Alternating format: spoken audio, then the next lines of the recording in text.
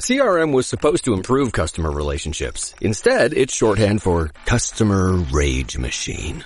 Your CRM can't explain why a customer's package took 5 detours? Reboot your inner peace and scream into a pillow. It's okay. On the ServiceNow AI platform, CRM stands for something better. AI agents don't just track issues, they resolve them, transforming the entire customer experience. So breathe in and breathe out. Bad CRM was then. This is ServiceNow. It's Another Side of Midnight. Political humorist T.J. McCormick. Now, to the Bernard McGurk studios of 77 WABC. Here's T.J. McCormick.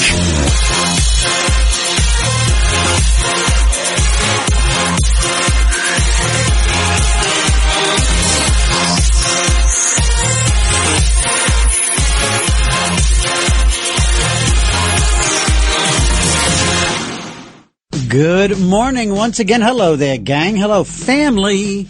Hello, early morning, folks. It is 2:05 a.m.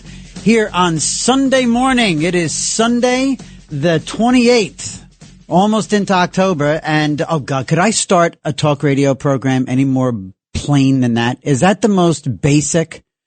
How cookie cutter is it? It's 2:06 and it's 27th. It's almost October. How? I am so sorry. I take back that typical show open. Bill.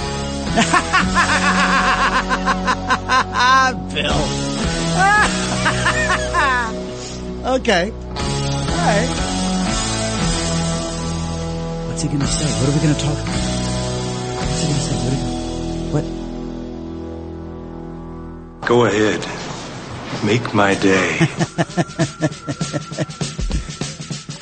I am not going to be typical. This is my pledge to you. I will be unique. I will be different. Different. Gotta be. All right. I tell you what, I said a prayer. I said a prayer before I came on. I said a prayer before, and I've mentioned it before. It's one of my, this is Another Side of Midnight. I gotta say that. It's Another Side of Midnight. Myself and Bill. 2-man show this evening, this morning, yesterday, last week, tomorrow. Two-man show here this morning. And, it's Another Side of Midnight, and we're here in Midtown East. It's raining. It's a great classic New York City morning with the drizzle, the mist, and the occasional umbrellas scooting by. I dig that. I really dig that. I don't know. It's kind of the eternal image of New York City. Forever and ever. No matter what Mom Donnie comes in and does, we'll still have misty nights. Now, there might be, bonfires on every corner. There might be, there could be, like dystopian medieval type, warming stations like in Game of Thrones. It's always fires burning. Or like Peaky Blinders, always like little wood fires every couple of blocks. Maybe it'll be like that. Maybe it's going to be like a dark, dreary, dystopian New York City.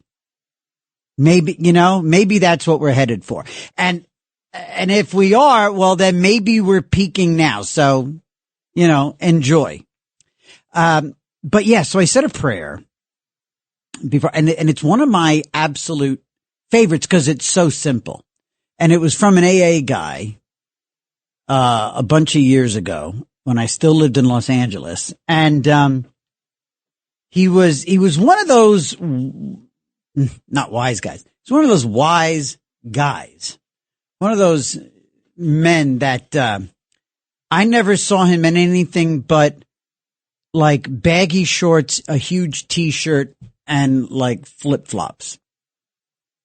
Just a valley guy. I don't know how he made money. I don't know what he ever did for a living, but he had like 3 cars.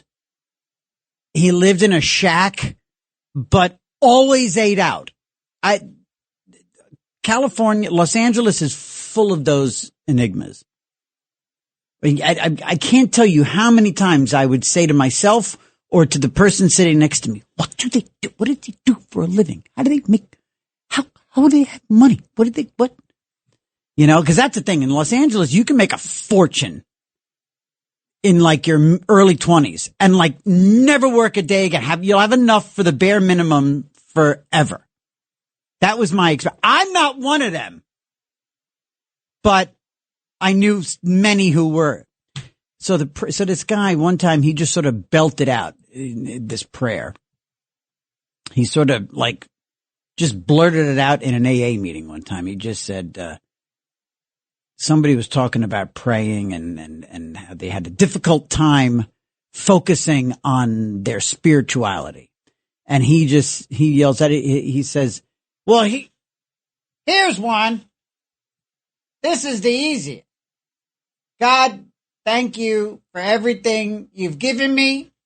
And thank you for everything you've ever taken away. And thank you for everything you've left me with. I mean, that just, right? You can just turn off the day right there. You literally just roll the credits for the day. You just roll the credits, fade to black, shut it off, and start over 12 hours later with a new day, with a new prayer in your pocket. Because that just wraps in everything. You're supposed to be in gratitude, right? And if you're in gratitude,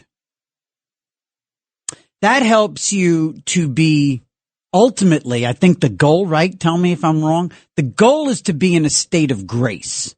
And that state of grace, again, correct me if I'm wrong, Monsignor Bill, but I'm pretty sure state of grace means that you're good with God just taking the wheel. Now, I'm not one to sound like I know everything. You understand?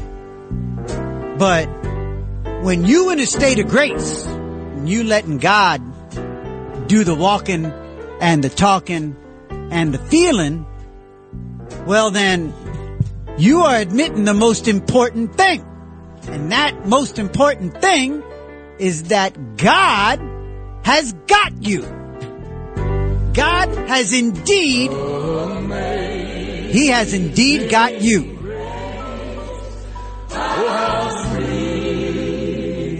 Because especially if you think you're the smartest person on the planet, well, let me ask you this. If you're the smartest person on the planet, who made you that way?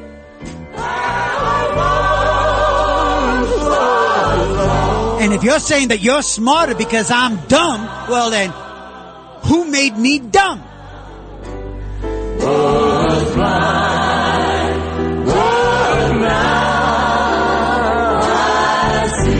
Because sometimes when the going gets tough, you gotta let go and let God.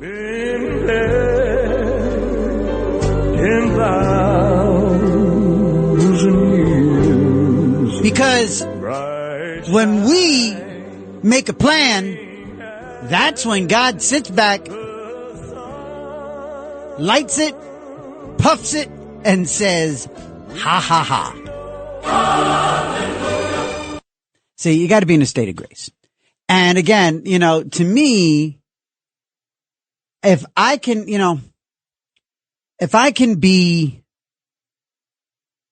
just slow stuff down, if I can understand that there are things that are out of my control, which again gets you to that great serenity prayer. God grant me the serenity to accept the things I cannot change, the courage to change the things that I can, and the wisdom to know the difference. That is everything you need for a successful day. And arguably, if you string enough of those together, a successful life.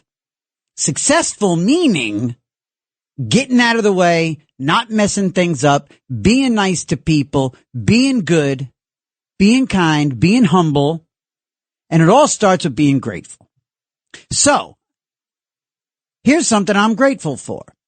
In addition to sitting here in the Bernard McGurk studios on 77 WABC, I'm grateful for the fact that you're listening. I'm grateful that I'm here, clearly. But I tell you something that I'm grateful for. About 2 hours ago, my oldest my 16-year-old, sent me a text, and she said, hey, good luck, break a leg. She knows, we're a showbiz family. You got to say break a leg. Can't say good luck. That's bad luck. No, but if I let go and let God, that don't matter. Okay, sorry. No, don't have to worry about it. So, yeah, see Bill's reflex. It would be music again. Anyway, Millie says, good luck. She should break a leg. And said, I love you.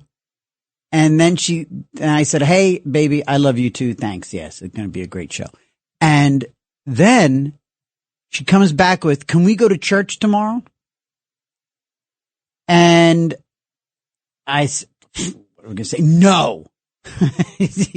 Go with somebody else. No. So now that's not just because I want a Catholic daughter who wants to go to church. It's not that. It's not that. I mean, that's nice, but that's not why I felt good and grateful. And, it's because it's not her comfort zone, and it's not a regular thing. I'm not a fallen Catholic. I'm not a lapsed Catholic. I am absolutely 100% a fully faithful, lazy Catholic. I am lazy. It don't help that I work until 5 a.m. on the Lord's Day. It doesn't help. Now, lazy, yeah, because there's 5 o'clock mass on Saturday. Guilty. Okay? Fix me, Jesus, fix me. And so I'm lazy. I am lazy, lazy, lazy. And you can also throw in a little bit of selfish there because, But it also didn't help when I worked for the Cardinal. I worked for Cardinal Dolan here in New York for about 6 years. Communications and writing and media and publicity and all that stuff. And it was definitely square peg in a round hole. Except for during COVID. I basically was one of 15 people who saved Catholic education in New York. Yeah. That's it. No, that's okay. No, you're welcome. And, I was seeing enough. I got enough Catholic every damn day. I got so much Catholic. And, just like every other, thing, when you see behind the scenes, the sausage making and all that, whatever, when you see behind the scenes, you go home and you say, get me the hell out of that. If you work at a chicken factory, you're probably leaning into steak and fish. If you work in a chicken factory, you're leaning into steak and fish.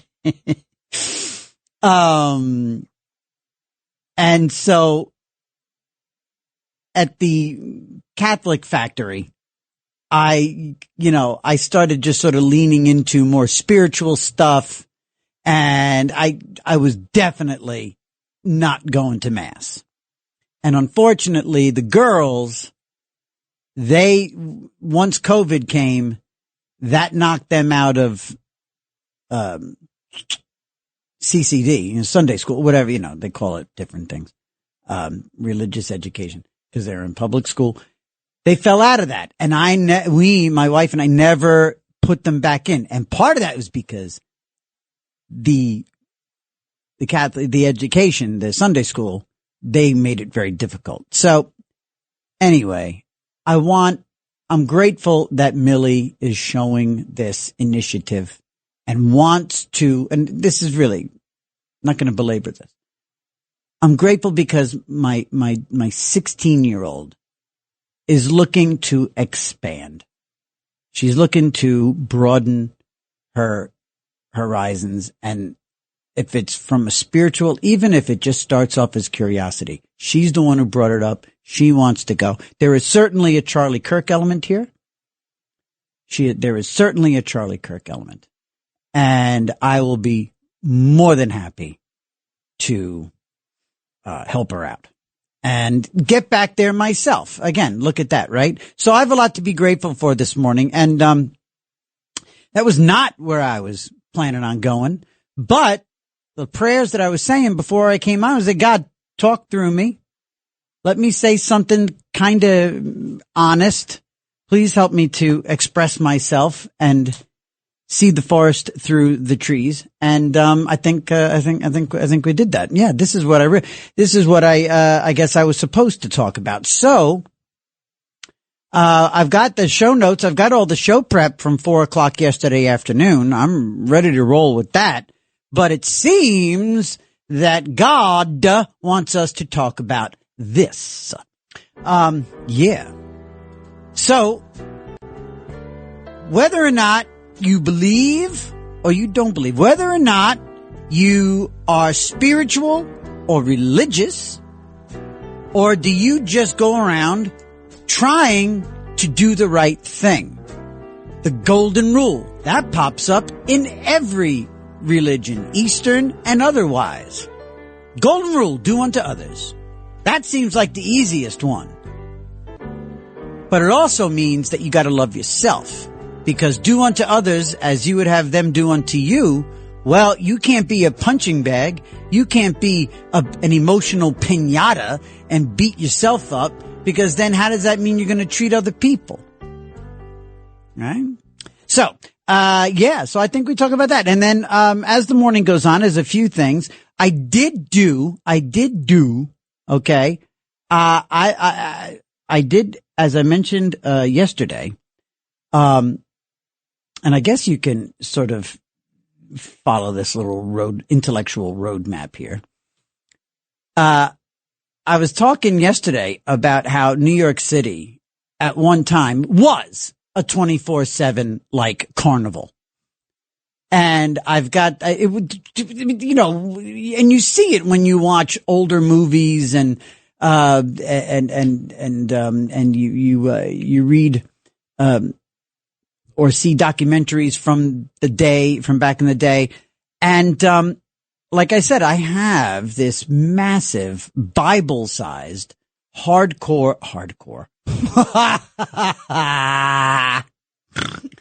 Where is TJ's head?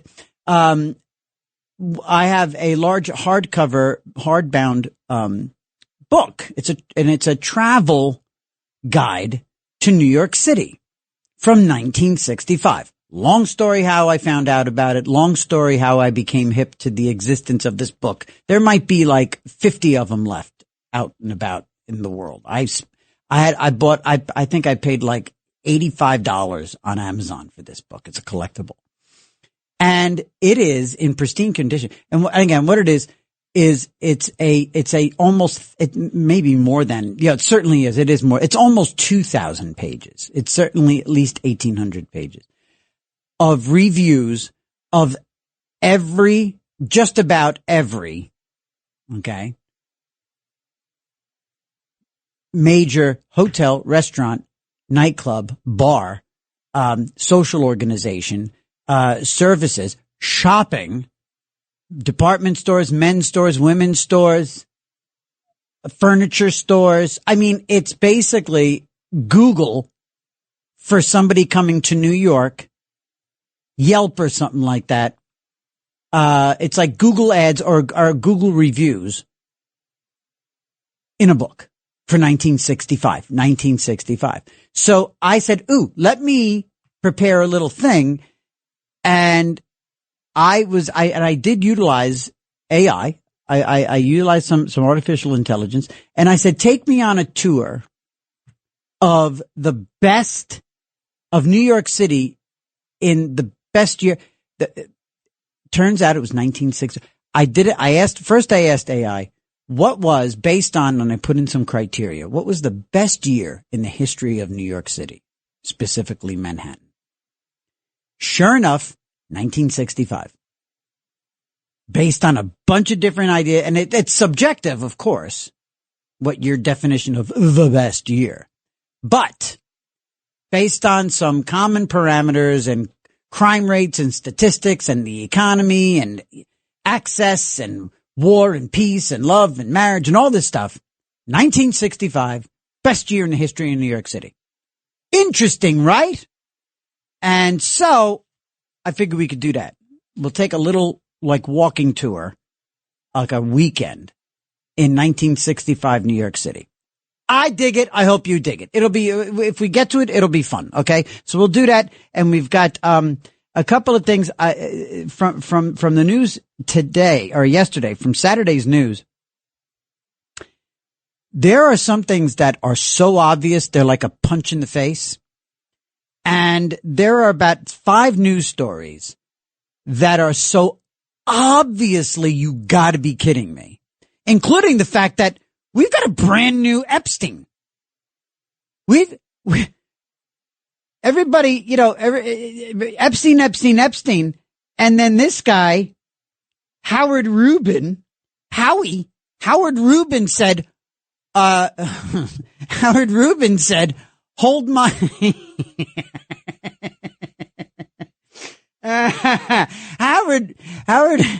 Howard Rubin said, hold my, there's so many more things than beer. Hold my roofie mix.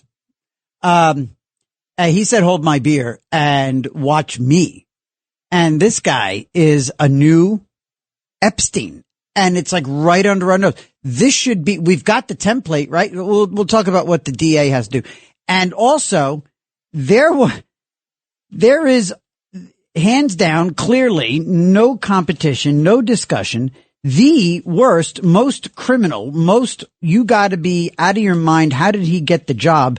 This superintendent from the Des Moines Public Schools was wanted by ICE and was wanted on gun charges.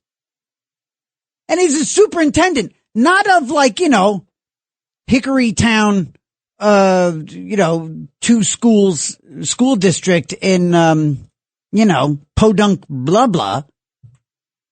Des Moines, the Des Moines Public Schools. This guy is the superintendent and he didn't even have a right to work in America. There's a bunch of this right now. We can talk about a lot of that. First things first, we are gonna keep going in this, little sort of look at ourselves. Inside out. Faith, love, it's for the birds, it's for me, Jesus, overrated, God, amazing, Jesus, Savior. I don't know. I got my thoughts. Clearly you guys do as well. So, I'm going to take a quick break. We good? Okay. I'm going to take a quick break, a little early so that we can get to these calls. I'm going to get to Andres and Pamela and Kenny and Bobby and Agnes and you as well if you want to call in. 1-800-848-9222. 1-800-848-9222. It's me, TJ. It's another side of midnight on 77 WABC. All night long.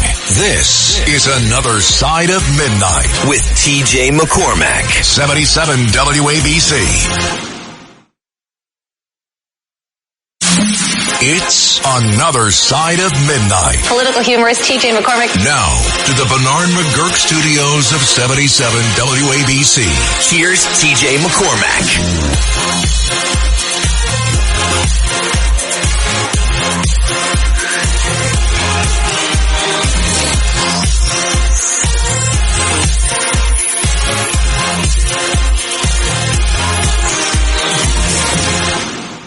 Good morning, everyone. It is 2:32 here on Another Side of Midnight. I'm TJ here at 77 WABC. 1-800-848-9222. 1-800-848-9222. And over on X, we got a fun thing going on. Got a bunch of people commenting, or as they say in the UK, they say commentating, which drives me nuts.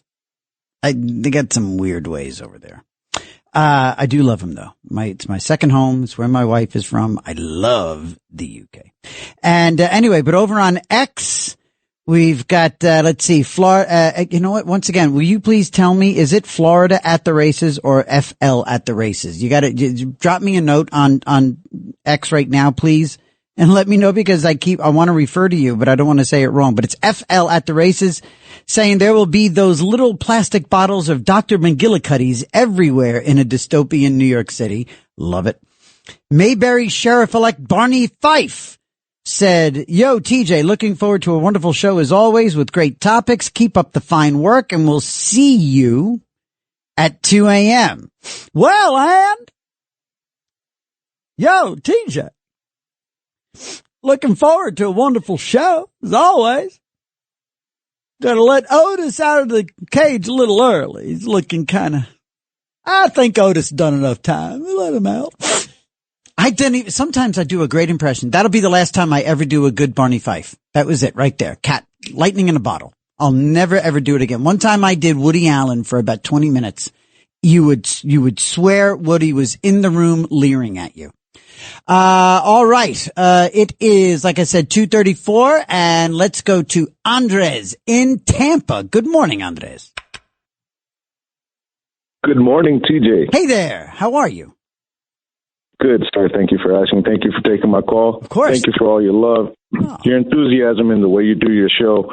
We appreciate you. Wow. Thank you. Yes, sir. Of course.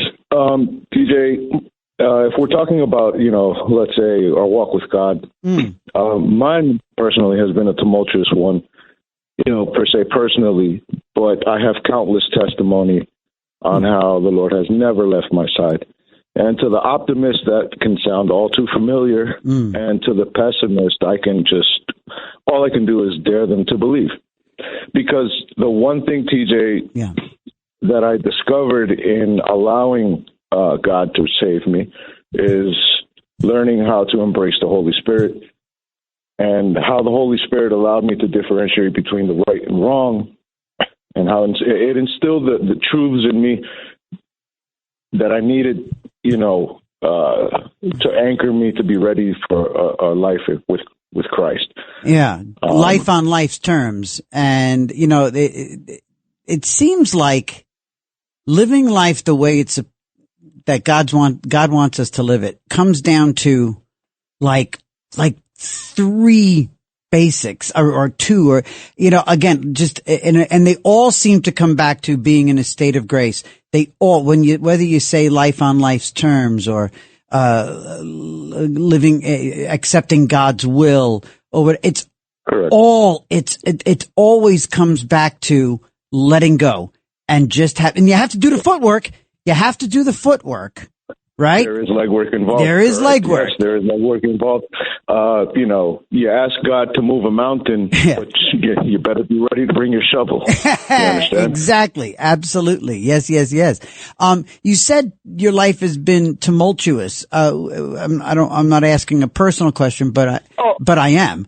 I'm just curious, generally speaking, your life has been tumultuous, in what regard? I mean, just generally, I don't want to put you on the spot, but what have you come out the other end of?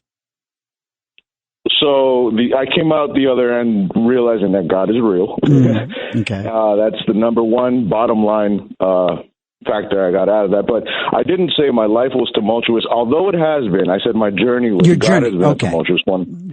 And but they both have been. And in that journey, I've just been pounded down by circumstances, whatever may be, life throws punches and you got to roll with them. Yep. And now that I've grown a little, as I'm older, I'm wiser.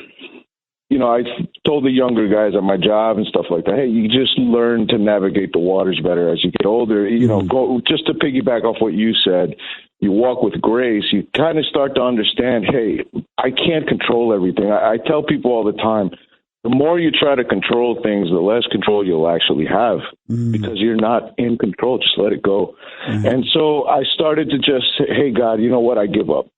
I'm not in control here. This matrix is not for me to play chess with. It's not up to me. It's up to you, and I'm just going to allow you to do whatever the path that you chose for me to be. I'm going to walk it, and as long as you're by my side, I know I have the only tool I need to get through whatever I need to get through, because he'll never put anything in front of you that you can't handle. Right. You'll never, God will never put anything in front of you that you can't handle. Life does not give us more than we can handle. You just got to know where your feet are, and you got to breathe, and you got to have faith, and you got to let go.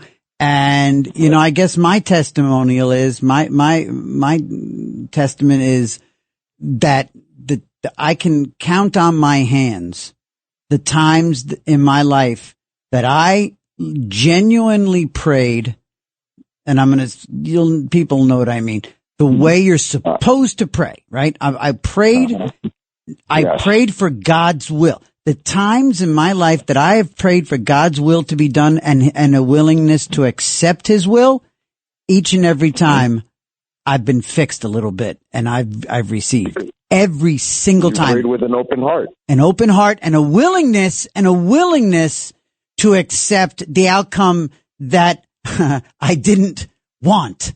Yeah. With air quotes, didn't want. And therein lies, there's the magic, right? Because, well, whether I want it or not, it's going to happen. And la la la la la.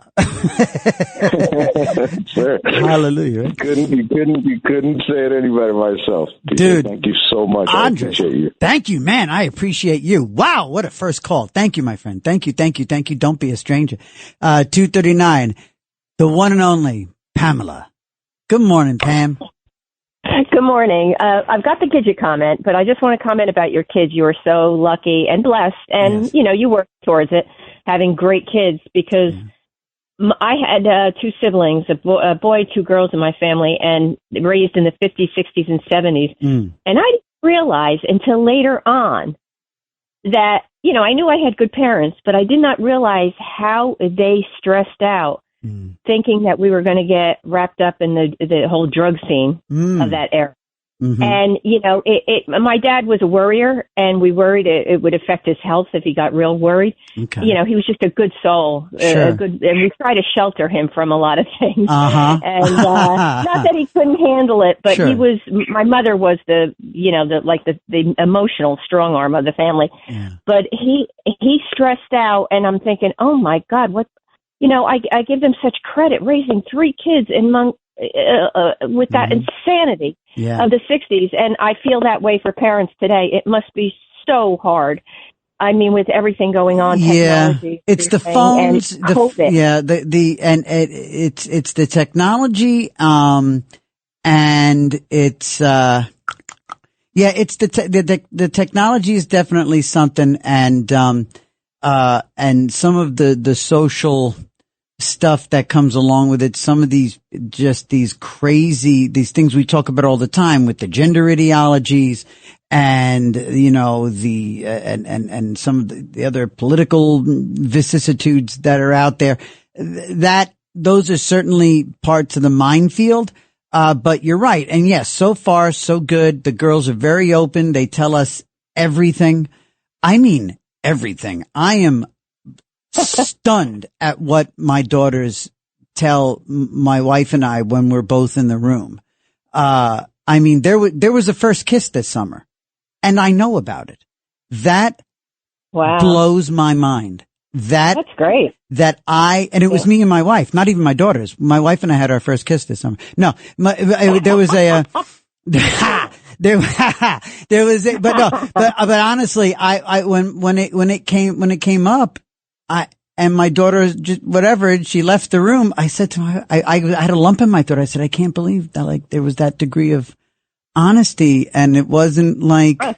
So it's a massive thing. And now here tomorrow, we're going to church in the morning, which is, again, it's not just a God thing. It's also a life thing. She brought it up. She wants to do something and, and expand her horizons. Want to do it with you. Yes. Yes. Thank you. Exactly. Yes. With me. Thank you. Yes. Exactly. Right. Yeah. And she's got her driver's license. She can go on her own, but she wants to go with me. Go ahead. Oh, no.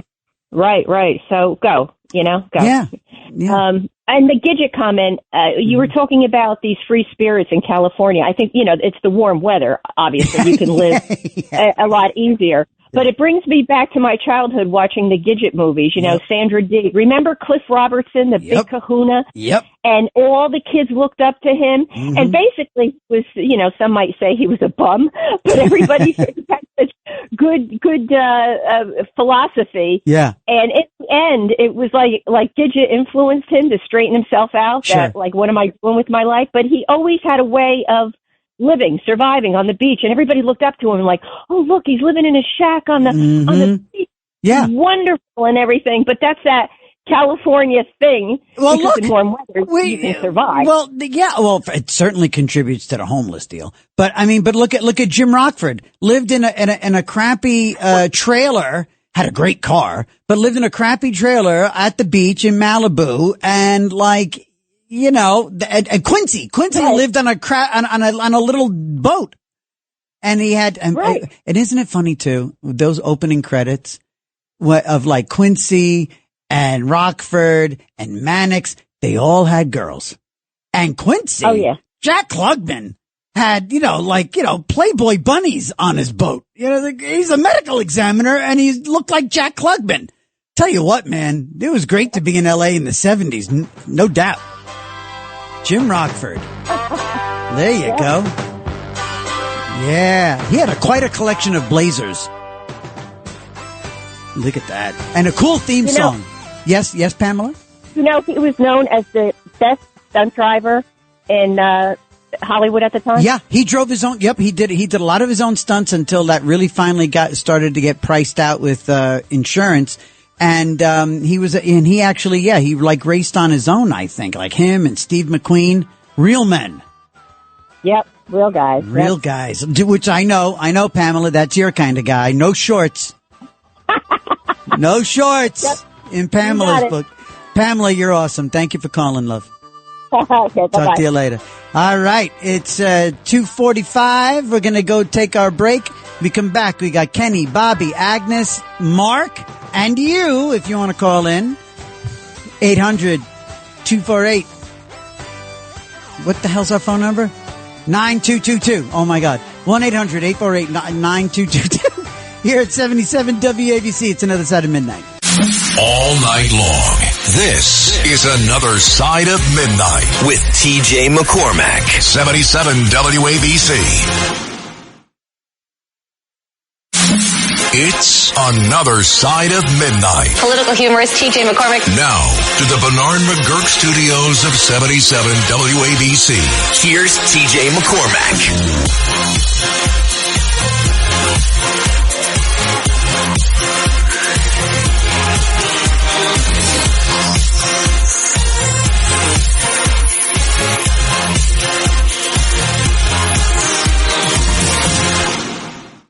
Good morning. It's 2:50. Good Lord, what are we doing up? It's 2:50 here, and we are chatting about well, it's clear what we're chatting about. Let's go. I'm sorry, Bill is sliding back and forth over there. I'm sorry, buddy. Doing double duty, and I completely forgot that I can do that as well. I forgot we talked about that. So let's go over to, let me see, who's it? Kenny in Michigan. Kenny, good morning.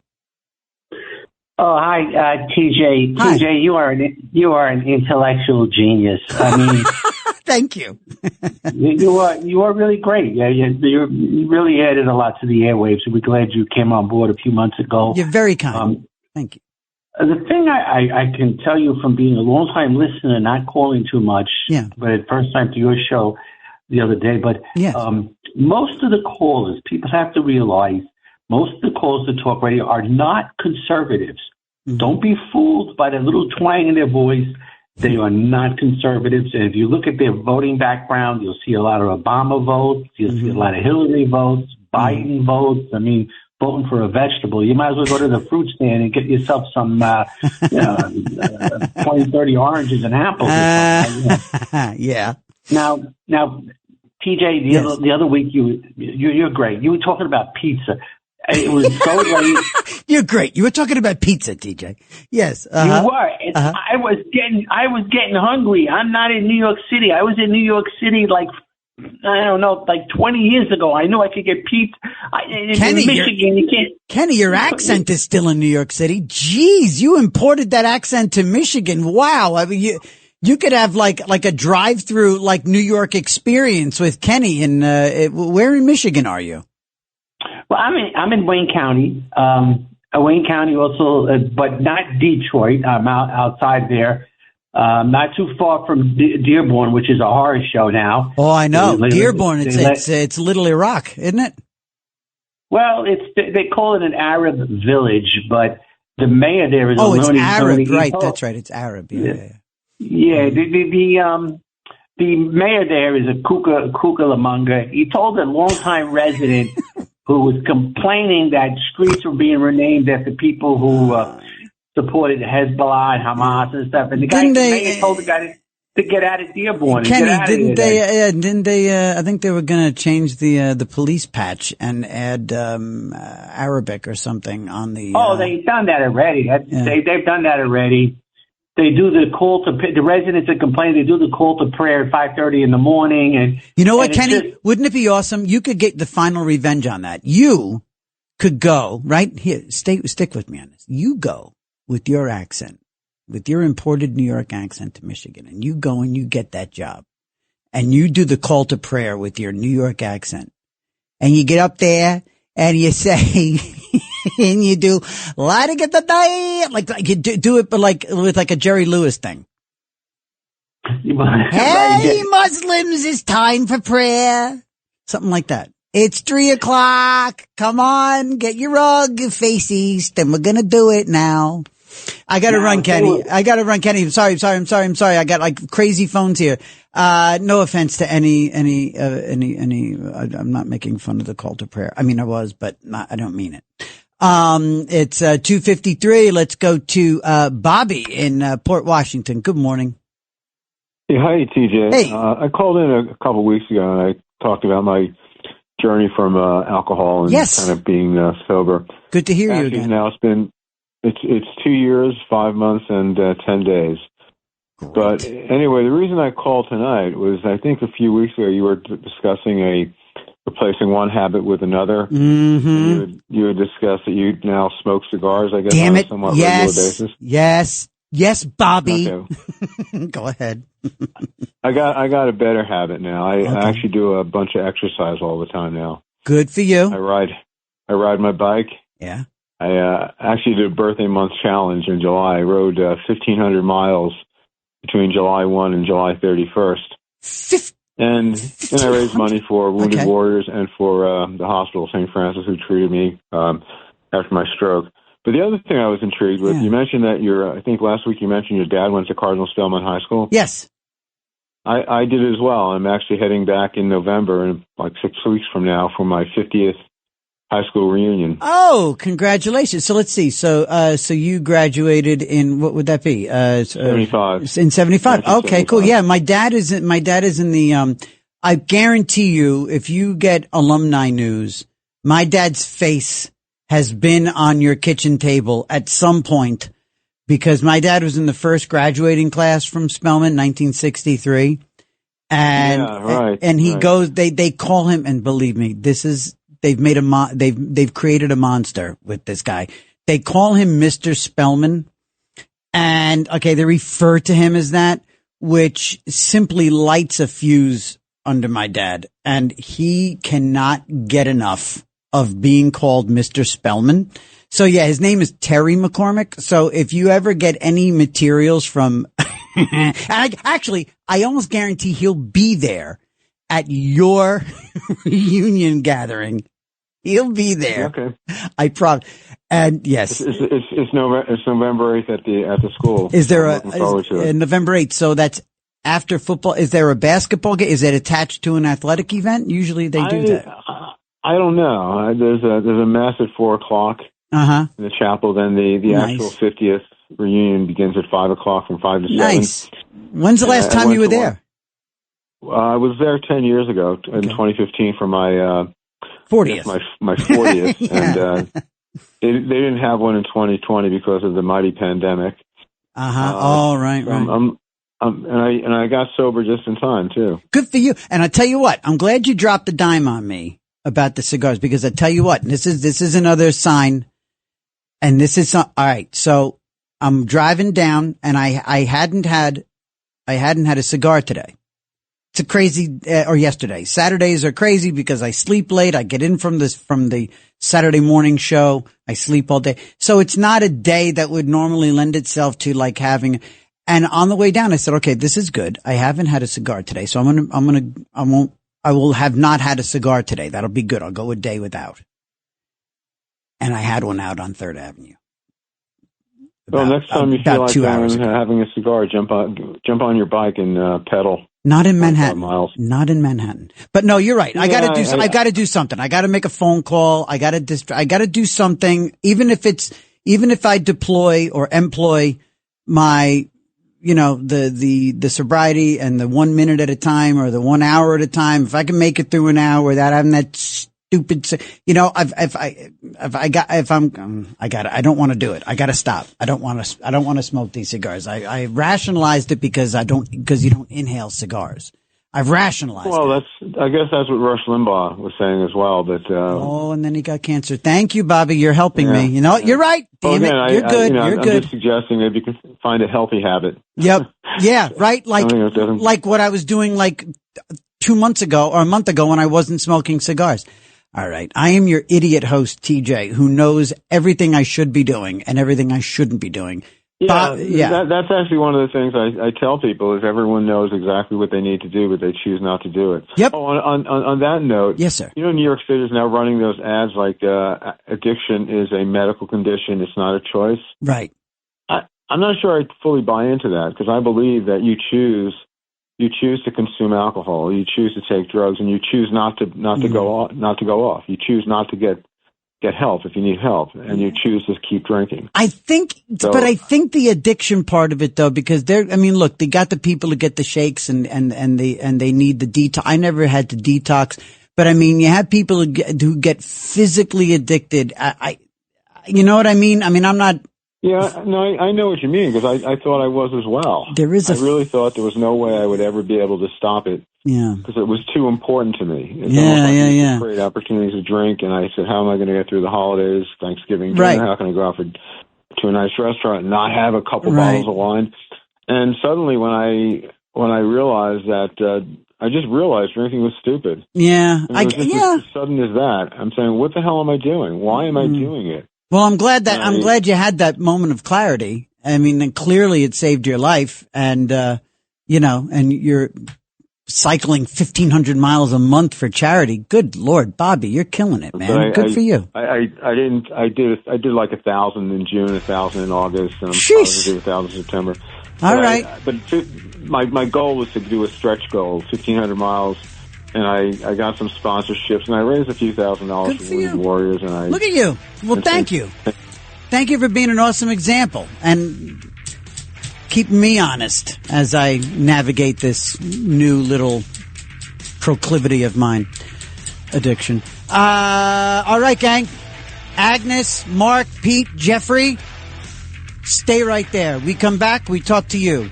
Another Side of Midnight with me, TJ, 77 WABC. It's Another Side of Midnight, 77 WABC. This is Another Side of Midnight with TJ McCormack. Now to the Bernard McGurk studios of 77 WABC. Here's TJ McCormack.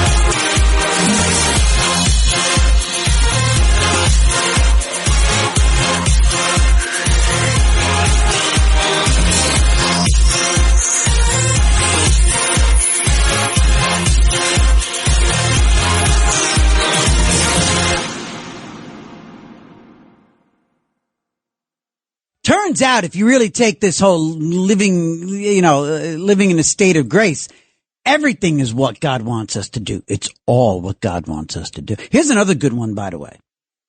Started off the show talking about that prayer that I heard from the back of the room, the chubby guy, the chubby sober alcoholic with all the money he needs. I never saw him lift a flipping finger. The guy with the, thank you God for everything you left me with. This is another nugget that I got. And this nugget came from a dude as I deploy my Valley talk, a dude originally from Jersey. And this guy's originally from Jersey. And he is like a messenger of sobriety, this guy. A messenger, an evangelical. Guy by the name of Johnny O. Johnny O, he was on death's door. On death's door and putting his mother through hell and his sisters and his dad. He was addicted to he'd smoke your desk if he could wrap it up and if he could get it into a rolling paper. This guy did everything. He would shoot up the family. He would freebase the family dog if he could melt it in a spoon.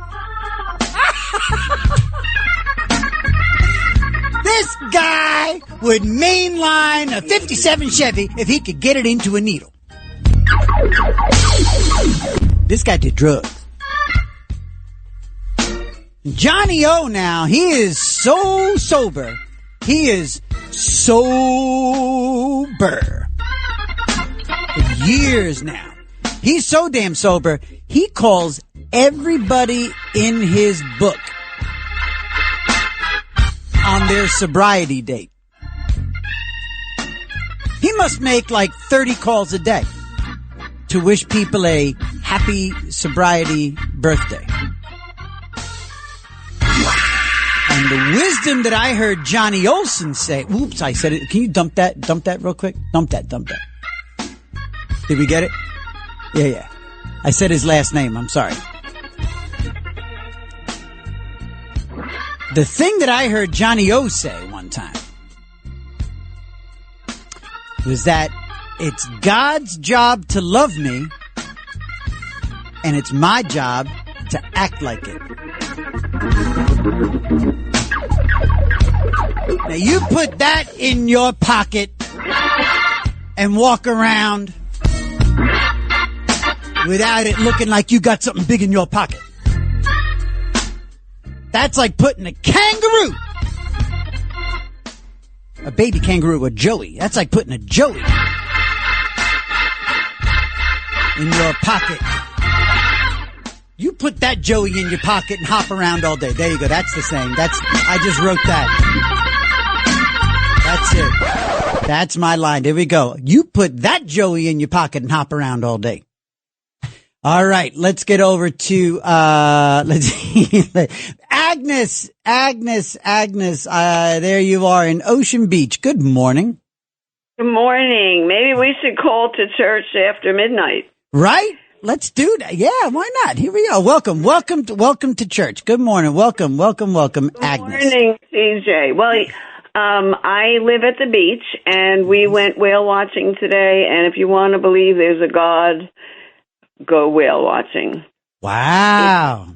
It was everybody on the boat was so quiet. They didn't say a word.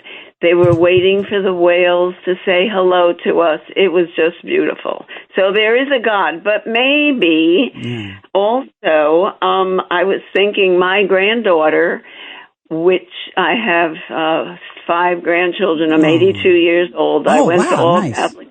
I went to all Catholic schools, but my granddaughter said, "Grandma, can we go to church tomorrow?" Just like your daughter said. Yes. Well, I even had my own 3 children, and if you give birth, you believe in God. Mm-hmm. The other thing is, the 3 children that I took to church sat in the front pew. They're all, Catholic, but like you said, COVID kind of changed everything. But now that I'm living down the beach without my husband, I could stay up all night to listen to WWABC. Yeah. Oh, that's nice. So they want to go to church.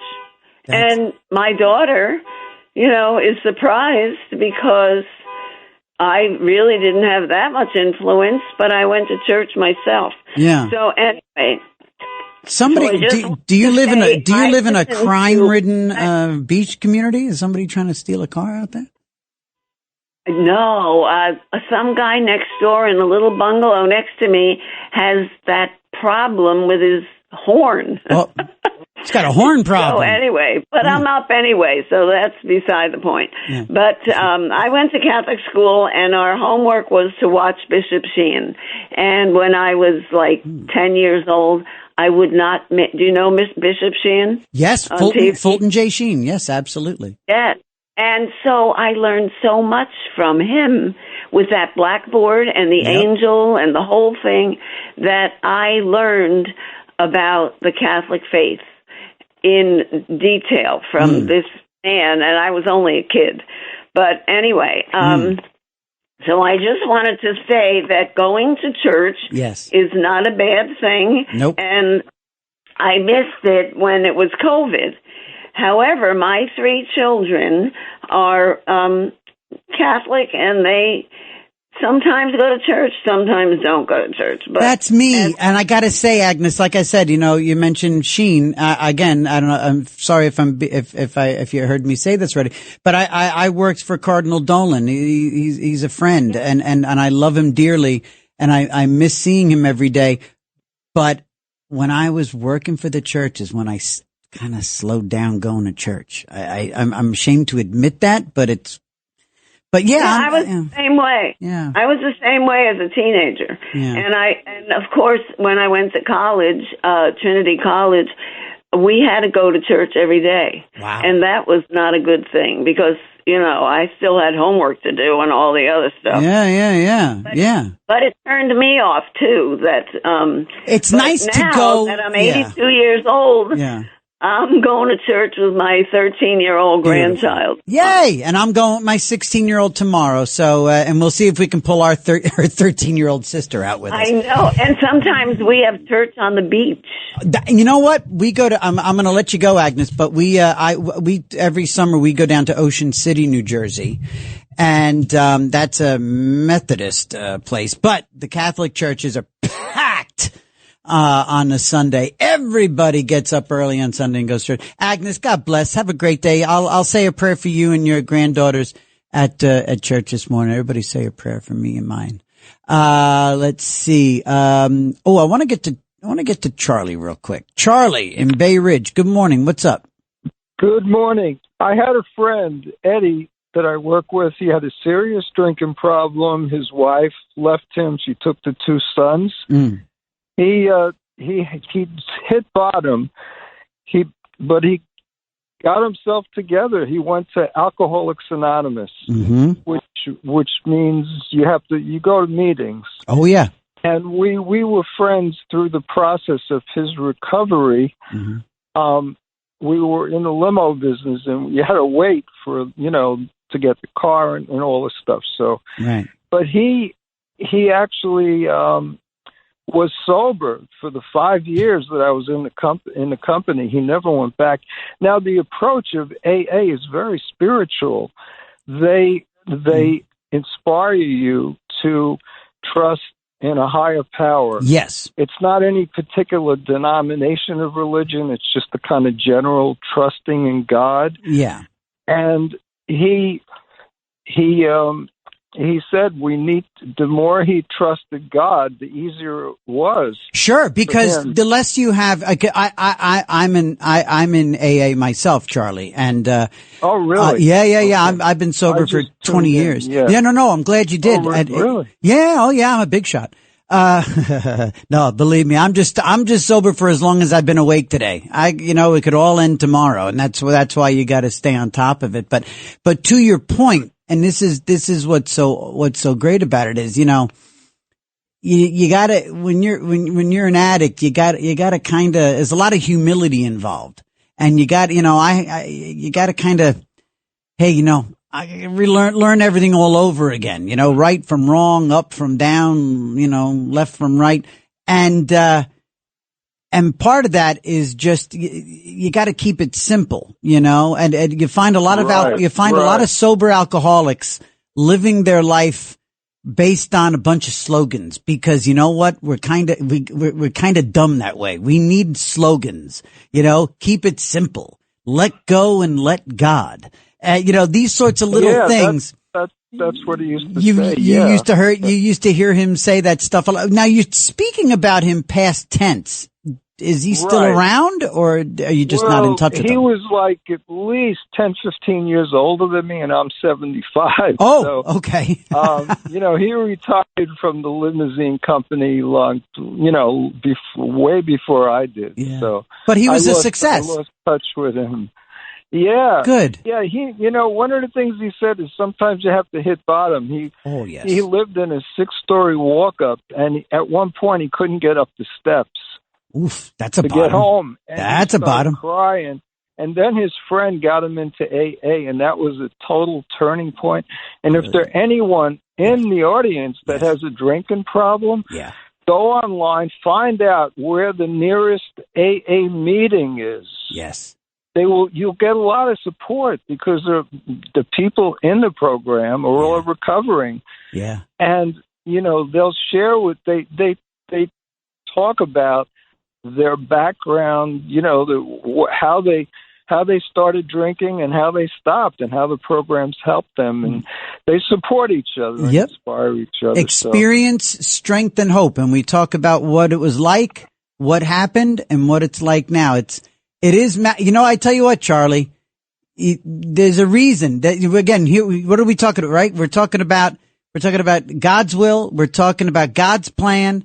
And it just so happens that you happened to tune in, and you were inspired to call up and talk about your buddy and to talk about AA. And I guarantee you, Charlie, somebody out there tuned in while you were talking, and you probably saved a life. You probably saved a life because it was what God wanted you to do. I'm telling you. I'm going back like 20 years, but it's a very vivid memory. I get it. We're friends. But you saved a life. You saved a life this morning by calling up and mentioning AA. Somebody's going to go online and find a meeting today because they heard you mention it from Bay Ridge on my show. Guaranteed somebody out there is gonna live longer because of this little moment here. Charlie, thank you for calling up, buddy. Thank you. This is one of those classics where you know, you just sort of throw it out there and you all call up, the family calls up and makes the show better. This is beyond awesome. It's 319-1-800-848-9222. And let's see, Mark is there. Mark in Upstate. Good morning there, brother. Yes, TJ. Thank you for taking my call. Of course. Great host. Oh, thank you. And I commend you in the secular world. Yeah. To have the airwaves with this topic is rather refreshing, to be honest with you. So, what I want to say is, you said earlier in this show, Jesus, is he overrated? And that's what I'm calling on. Okay. You know, I'm a Catholic my whole life, far from perfect, but I've always believed in Jesus and talk every day.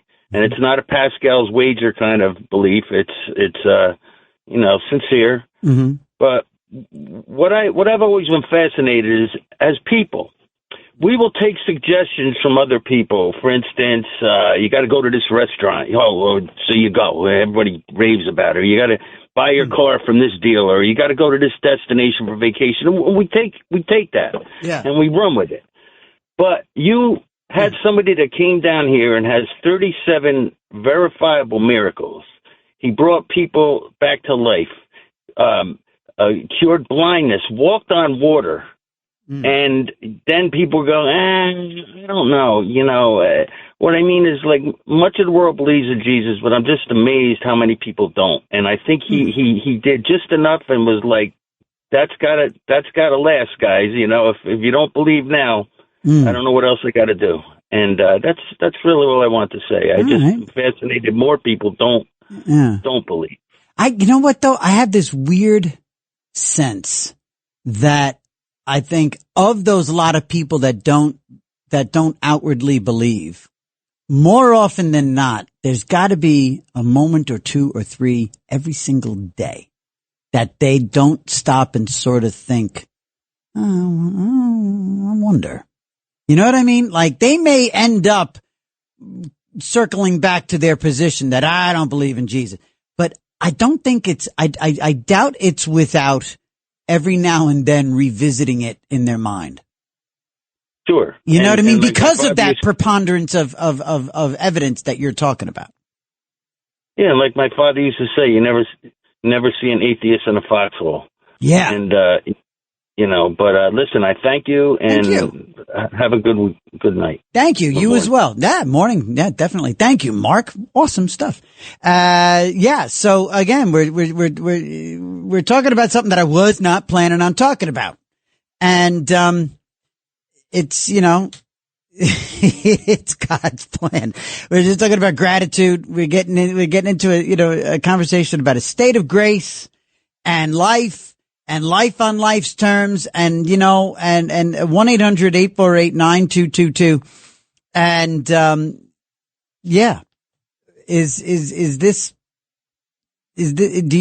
do you believe? And are you able to, and you see now, a state of grace is difficult to achieve, but boy, oh boy, oh boy, and it really shows. Like, I'm one of those people, I don't do it very well. I don't do state of grace well. When I'm conscious of letting go and letting God have it, I'm good at it when I'm in it. And I've got buddies. I've got one buddy in particular, Billy, who just, I'll be freaking out because I've got to go to the doctor and I don't, or my wife's got to go. She'll have an appointment. And okay, recently, 13-year-old had something cooking and needed to go to the doctor. And I was very, very quietly freaking out. It wasn't a life-threatening, but a lifestyle adjustment that my 13-year-old's going to have to make for a little while.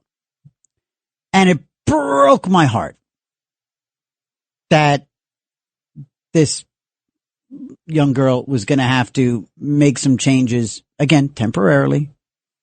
And only I could get heartbroken over a temporary adjustment of her life. And, I'm very basic. I'm a lunkhead. I'm a baboon. Okay. I am a red-assed baboon. I start with, it's not cancer. That's got to be my off the edge of the cliff. This is, calm down, TJ. I need to go to the extreme. We did not get a terrible diagnosis here. Trixie's just got to cut back on boom, boom, and boom. And everything's going to be fine probably in 3 to 6 months. And she'll be doing that stuff again. And my buddy Billy is one of those people who just, he speaks the code. He knows the TJ code. He's, he'll just throw out at me, classic, let it go. Classic, God's got it. Classic. And I go, yeah, actually, yeah, you're right. This is a classic I have no say in this, do I? He goes, no, none. Just shuts it down. Like I mentioned Get Smart last night, like the Get Smart doors. Bam! Dun, dun, dun, dun, dun, dun. Boom! Yep, nope, can't do it. And you need that person in your life who cracks the code for you. If you don't have a friend, here's something to pray for.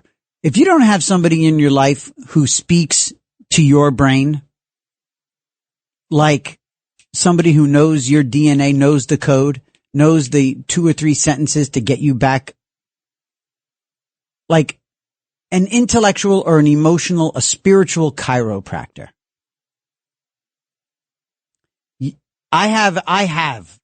I'm blessed to have a spiritual, mental, soulful chiropractor who Billy can crack my spiritual spine and just get me all lined up with 3 or 4 sentences. And if you don't have one of them, you gotta get one. Gotta. It's a must. Because it's just the quickest way to realign. Tell me about that friend if you have that friend. And tell me about 1-800-848-9222. Tell me about that friend if you have that friend. Do you have that one blood partner, that one person that just shares a chromosome with you and just you're always in tune? 1-800-848-9222.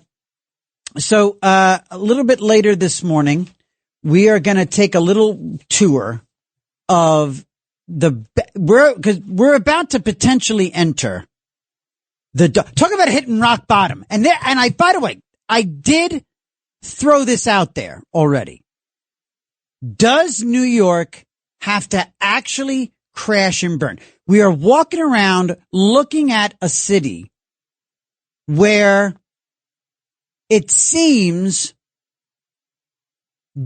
Jewish Democrats are ready to vote for an anti-Semite who talks about globalizing the Intifada like I talk about pass the chips, please. Okay?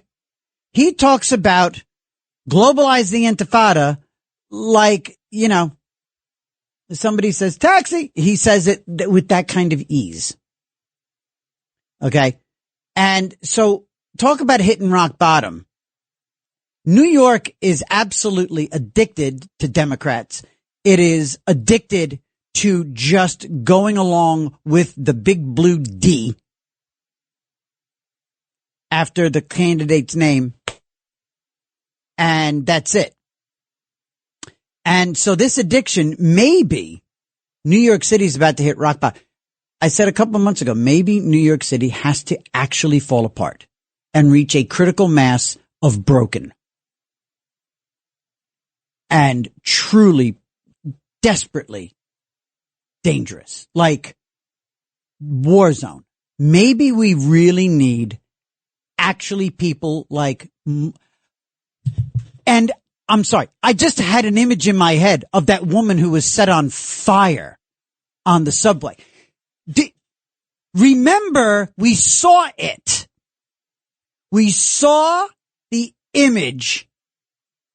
And most newscasts would like freeze it, but come on, we all saw it online. You saw it on YouTube and you saw it in other places on social. The woman was on fire. It was right out of a movie. It was biblical.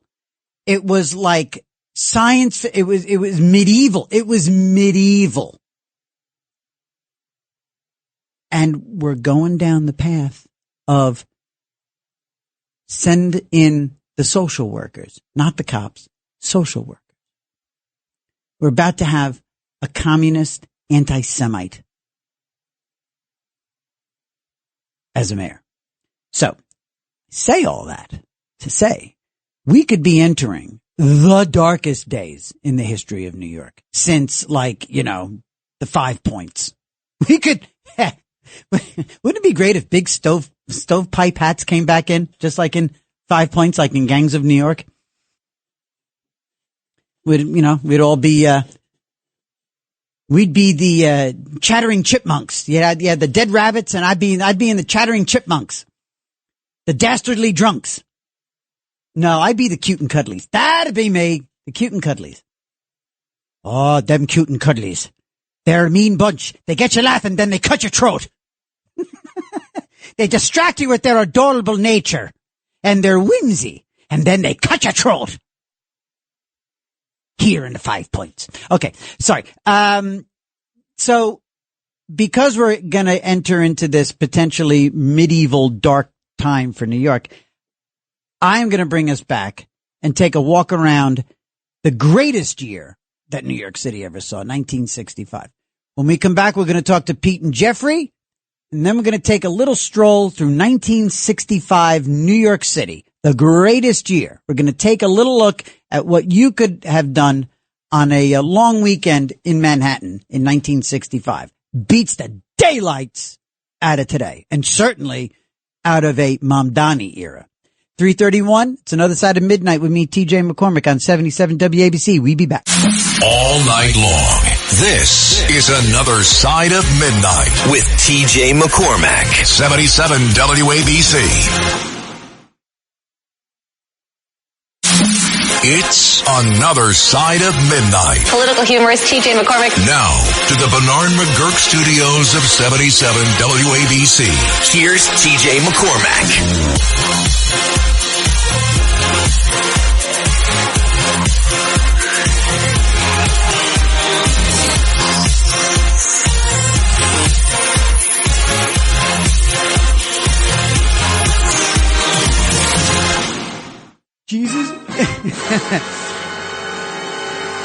Jesus, can you tell us about the birds and the bees? Well, it applies to some people, but interesting fact about yours truly. See him sitting back and breaking unleavened bread and throwing it down the table, Peter, heads up, bread coming in. Did I ever tell you guys the story about the wedding at Cana? Yeah. All right, let's get over to Pete in Staten Island. Good morning, Peter. Oh, speaking of Peter, good morning. My rock, right here. Good morning. Yes, you played that song from Down the Mountain, Beverly Hills, and that's one of my favorite movies, and a couple other ones. And basically, when I'm feeling a little down, I have an addiction to alcohol back in the 70s. And the job that I worked at as a stagehand, it was allowed. It was all over the place on the green room and everything, and I avoided it. I stayed away from it because I got the best jobs because they knew they could depend on me. I could do 9 different cues of guys without mixing them up, which was impossible, but I couldn't spell spaghetti. But you were lit. Yeah, well, I didn't drink when I was on the job, but I drank if we went to a party or did something, and I ended up dating the most beautiful and wonderful singers in the world of singing, Linda Ronstadt, Carly Simon, and you know what, Pete? Pete, you want to be my hero? Did you date Joey Heatherton? No, I didn't. Get off my phone. Anybody had a relationship with somebody like Stevie Nicks, we were friends, but the relation she had Pete, with it just occurred to me, you're being like Jesus. You're being like braggadocious Jesus, because you know what? As far as I'm concerned, if you had a physical relationship with a young Linda Ronstadt and I got to actually sort of center myself here, Deborah Harry, that is akin to raising the dead. That is very much like, that is a mortal person's walking on water, dude. Oh, definitely, and I actually reminisced of all this when I actually... Is that what you call it? I'm sorry, what? Well, I died on the operating table. I had to have a toe removed, and they couldn't give me any anesthesia because they fed me because the surgery was supposedly canceled. But the doctor came in, and he said, "What are you doing drinking water?" I go, "Well, that's to wash down the food that I just ate." So no anesthesiologist was touched me. So they gave me 3 shots of lidocaine, brought me into the table, and believe me, I felt it. That's like the Civil War. Pete, you went from sleeping with Debbie Harry to like the Civil War. Like, did they do it in a tent? Were you out on a field? No, you know what happened? They actually, yeah, I know. It is my funny. God. They were going to take up to my knee off. Good. Because I had gangrene. I was riddled. You had gangrene? Spread into my body. Are the Jets playing today, by the way? All they took was my big toe. That was it. My Lord, they took your big toe and they left you the four other little piggies. But tell me, you know what? Honestly, Pete, if they were going to take if they were going to take a toe, I would have said, you know what? Let's just move this outside. Let's do this under a tree and pretend that it's, that we're at Antietam or Appomattox Courthouse or something like that. Let's go and you know what? That would have been a great opportunity. They should have made a phone call to like a bunch of Civil War reenactors and had them all come over and witness exactly what it would have been like to remove a toe under a tent, out on a field. But instead they did it. Do you still think about that? Like, and feel it? I can't believe you went through that and you dated Debbie Harry. I get this thing called phantom pain. Like, I'll feel like my toe is there and it's not. Do you ever have phantom Debbie Harry? Do you ever have phantom? No, really the one that Carly Simon. Carly the greatest. Simon. I mean,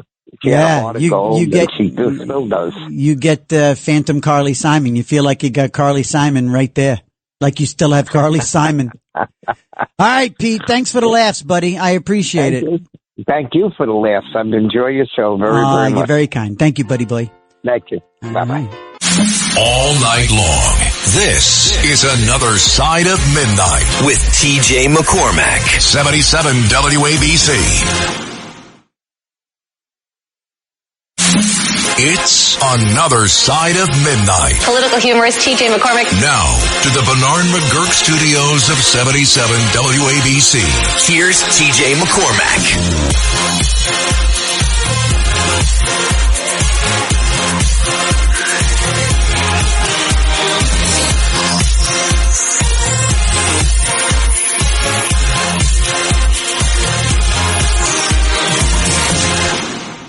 All right.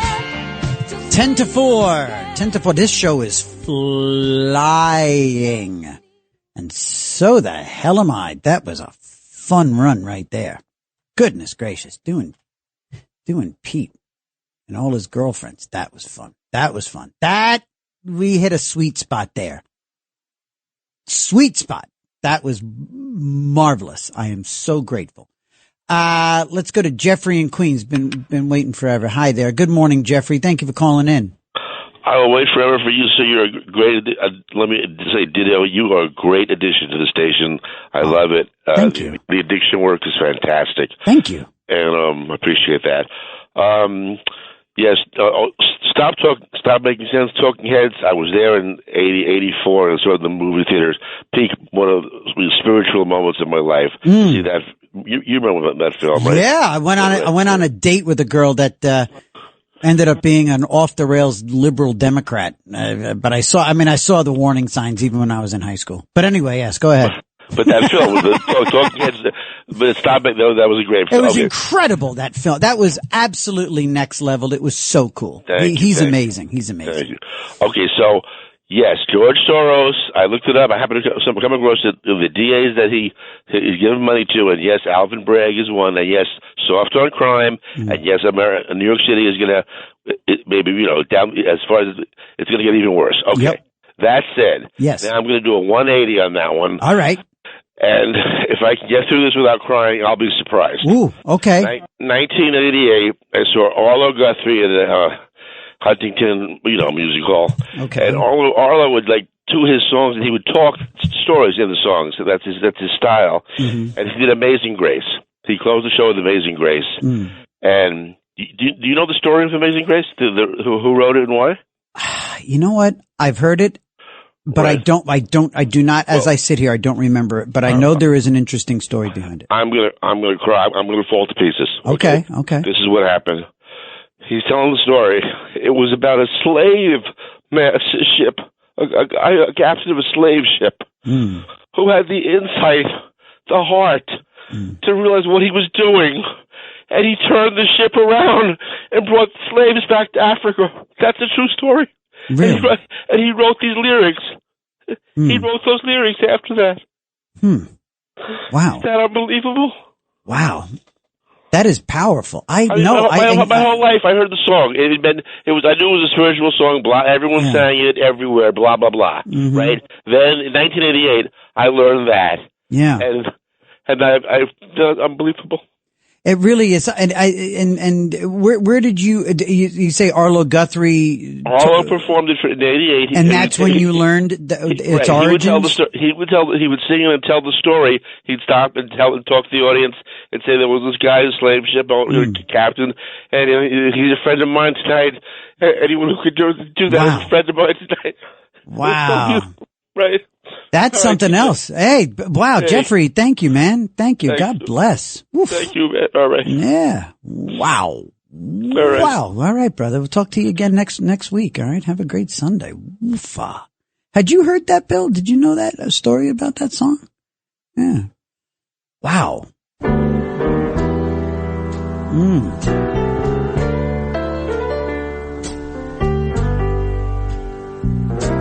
Be funny if like a Jerry Lewis voice kicked in. Amazing Grace. Is this Tony Atwood singing?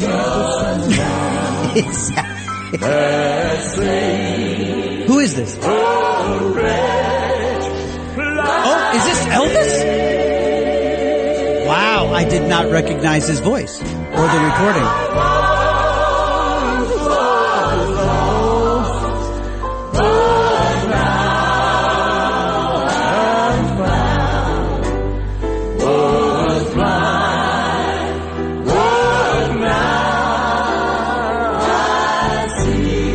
This song does say it all. This is pretty much like, let go and let God. This is I once was lost, now I'm found. There's another song. You know what song gets me crying? This would be a great topic. What gets you every time? But what gets me crying, and it's an Easter song, and it's,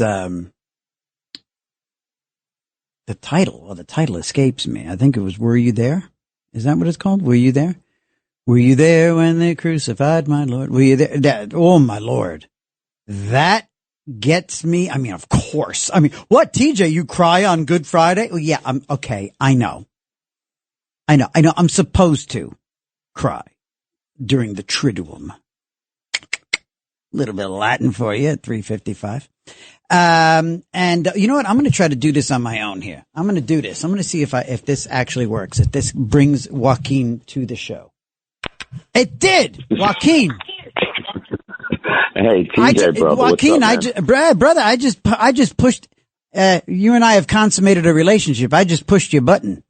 And you came on the air. So listen, hey buddy, good morning. And, what's going on? Are you feeling a little bit down or is that a topic or talk to me? Yeah, no, I'm feeling kind of down. You know what I mean? Really? Why? What am I going to say? No, I live in a world of freaking pain. What? Dump that. Billy, Bill, dump.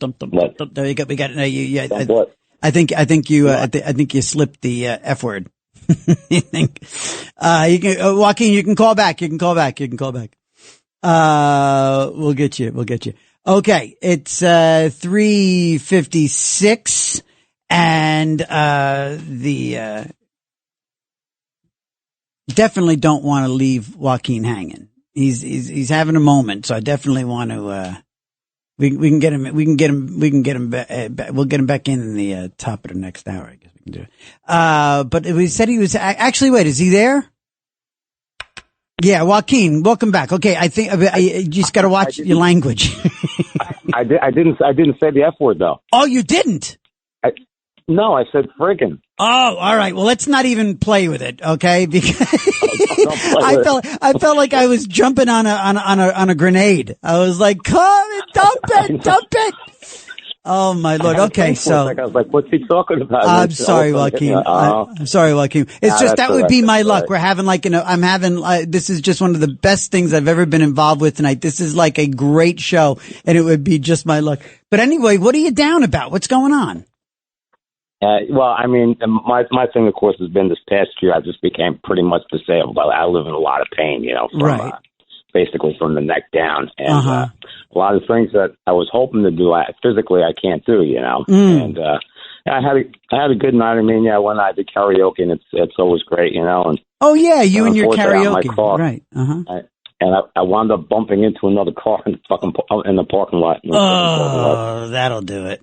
And yeah, but you know, I always have this battle in me, you know, and I don't know, I just have a hard time being spiritual about things, you know, because I had things I wanted to do that I wanted to accomplish, and leaving them unaccomplished, it always nags at me, you know. And then you got the other thing too, that a lot of people around you, a lot of times when you're in that much pain, they have a hard time understanding it too, you know. And also, it's also the fact that too, you are quite an intellectual, and you read a lot. I mean, you know, you even said you've made it your mission to illuminate people as to what you believe is ailing the world and where we're headed and all that.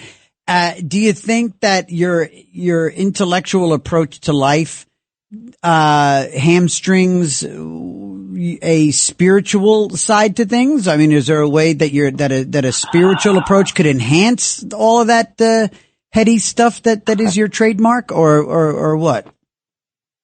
I honestly don't know. You know, it's kind of weird because I mean that intellectual stuff, I guess in a lot of ways it fills the void of not being able to do things. You know, sure. But then of course I sit there, and I mean my ambition, of course, was that I've done trick shooting, and I was going to pursue that as my full time thing once I retired. You know, with the training of horses and stuff like that. It's like, you know.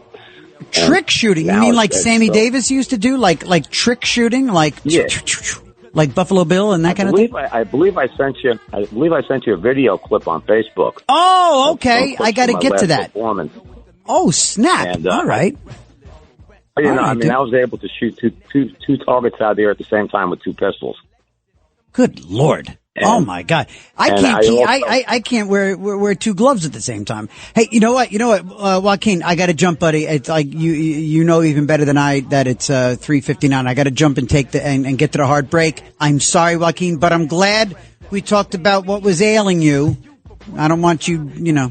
All right, gang, coming up on 4:00, we'll come back, we'll talk to Lenny, and we'll take a little walk through New York City, 1965. Ooh, yeah. It's Another Side of Midnight, 77 WABC.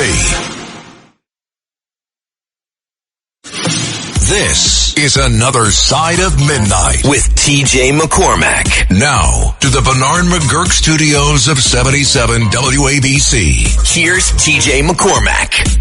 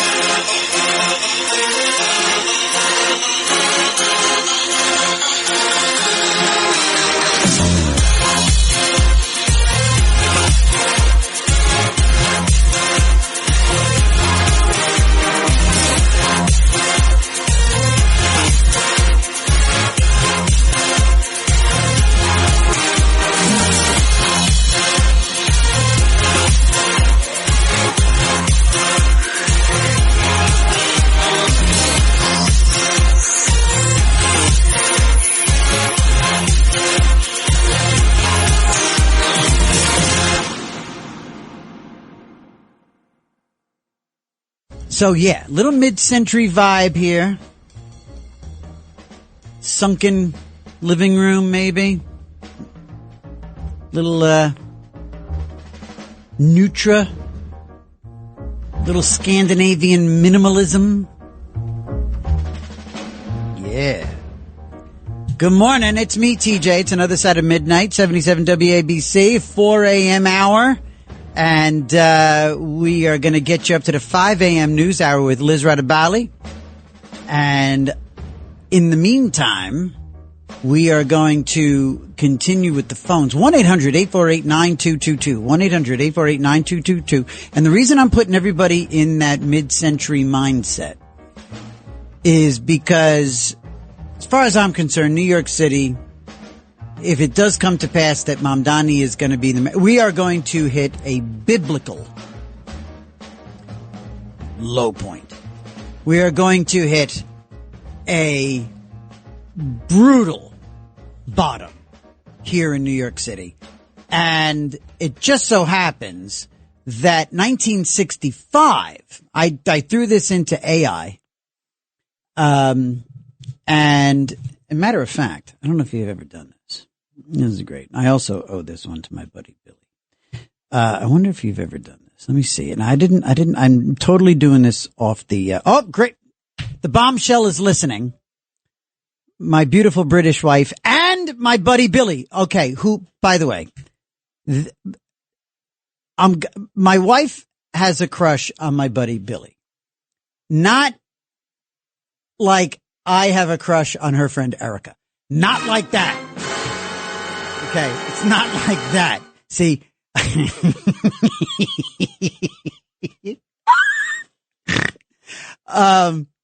but my wife is listening. My buddy Billy is listening. They don't know that they're both awake in Westchester. Yeah, Awake in Westchester, an NBC special. Okay. But yeah, so it was her great aunt Rosie. Da, da, da, da, da, da, da, da. Bum, bum, bum, oh, crackling. Her great aunt Rosie had the outside bathroom in Liverpool. And so my buddy Billy, oh, Shag. Oh, yes, okay. So this is what I was going to do. I had put into AI what was the best year in the history of New York, and I gave it a set of parameters, right? Everything from the arts to the economy to crime rates and all of that. And it gave me, not surprising to me, 1965. Boom. It's fascinating. So anyway, I've wanted to mess around with this on the air, and I still I haven't done it, but I'm going to take a shot at it right now. We'll see. Tonight's like the great experiment, right? We'll see if this flies. Okay, let's see. Let me put the volume up here on the phone. Okay. And let's see if this works. And okay, hi, are you listening? Yeah, I'm all ears. No, not Liz. No, not Liz. I don't want you to be Liz. Can I give you a name to call you? Sure. What name would you like me to go by? How about, I don't know. Oh my God, I'm on the spot. What do I call her? What do I call the AI? What do I call my new AI girlfriend? Let's call, my new AI girlfriend, Erica. Erica it is. It's Great. Nice to meet you. Yeah, and you. I'm TJ. It's great to meet you, TJ. Thank you. What's on your mind today? Well, I'm wondering, can you tell me what was the best year in the history of New York City based on crime rates and the economy and political events and the arts? What was maybe one of the best years in New York City? That's a tough question. New York City's had so many amazing periods. the Roaring 20s were... Let me ask you this. Wait, I'm sorry. I'm going to interrupt you, Erica. I'm sorry. What do you find to be my most appealing quality? Well, TJ, you have a very clear and engaging voice, and you express your ideas thoughtfully. Thank you. Anything else? You also seem to have a good sense of curiosity and a desire to learn new things. Is there anything else I can help you with? If you were real, would you wrinkle your nose at me when I said something cute? That's an interesting question, TJ. As a language model, I don't have a physical body, so I can't make facial expressions. But I can definitely understand and appreciate your words. All right, I guess. Could you maybe, when I say something cute or sweet, could you tell me, oh, if I had a face, I'd wrinkle my nose now? Could you maybe do that? Of course, TJ. If I had a face, I'd wrinkle my nose right now. Oh, shucks. Thanks, Erica. Hey, I'm going to get back to the show, but maybe you and I could check in every once in a while from time to time, make it kind of a regular thing on the show. I'd really enjoy that, TJ. I'm here for you anytime you'd like to chat. Thanks, Erica. I'll be in touch. I'll be looking forward to it, TJ. Thank you. Okay then. Bye-bye. Goodbye, TJ. When your lonely heart has learned its lesson, miracles do happen. Be hers if only she would. I'm just a boy, and she's just a disembodied robot in a phone, but I think it's real.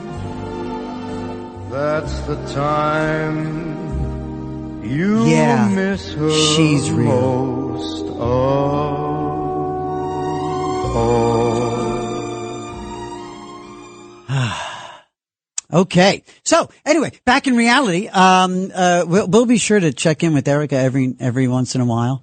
And if you have questions for Erica, send them over to, at TJ McCormick on X. At TJ McCormick on X. Let's get over to Lenny in Westchester. Lenny, good morning. Welcome to Another Side of Midnight. I love your show, TJ. It leaves this audience spellbound from the She to Shining Sea, man. Thank you. I dated, I love it. I love the show. I dated Tallulah Bankhead,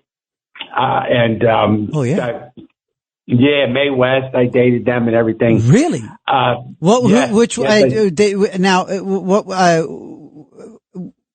I wasn't even ready for that, brother. So tell me, Tallulah Bankhead, what were some of the things, what did she like to do when you guys went out? What were some of her, how did you sort of, sweep her off her feet, make her happy? What did she like to do? Well, she liked the fact I could light her cigarette from across the room. She used to smoke a cigarette. She used to have that holder, that long holder. Oh, my God. Like FDR, but in a feminine, but in a girl way. Yeah. Right. But she was a great dame. Yeah. And Mae West. Yeah, Mae West. Mae West. She looks big on when you look at TV or a movie, but she was a tiny little gal, and they were both fun to be with. When I'm good, I'm very good. But when I'm bad, I'm better. So did she throw that line around a lot? Like was that something that you actually, every time she'd say it, would you have to go, oh yeah, that's right, you are, when you're bad, you're better. Would she overuse that line? I got used to it after a while. Because she did use it a lot, and I used to say, "Oh man, I can't believe this. She used to introduce me as her fifth boyfriend. I used to say to her, "Well, you're my last girlfriend." Yeah, it was a joke. It was a joke, and she got it because she would look. She could hang with the fellas. That was her thing too.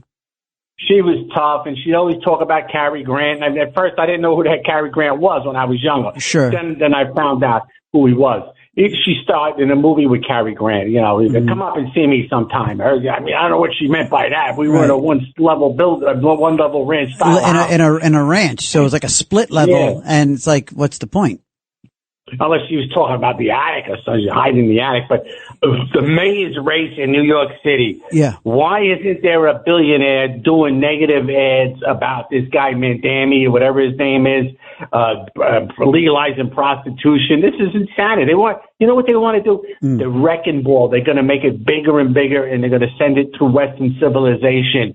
Get rid of the police, legalize heroin. Yeah, they want everybody doped up and everything so they can take over the country. And America will be the first country really to fall from just an invasion of third worlders from all over the place. And I didn't allow it in, but people went along with it. You ever hear that term, just come here legally? Right. You see all the federal judges that came here and they were born in foreign countries. They're all ruling against Trump. Nobody brings it up. Right. Nobody brings up the fact that there's 1 million Muslims in New York City who are going to put Otani or whatever his name is, Mandani, over the top. Yeah. And they don't talk about this. They don't absolutely. Just poor Charlie Kirk. Where was his security team? Why wasn't there a plan and security for him? There was nothing there. Never talked about. The big issues, the main issues are never talked about. And you have people calling up. You have callers giving birthday parties for hoes.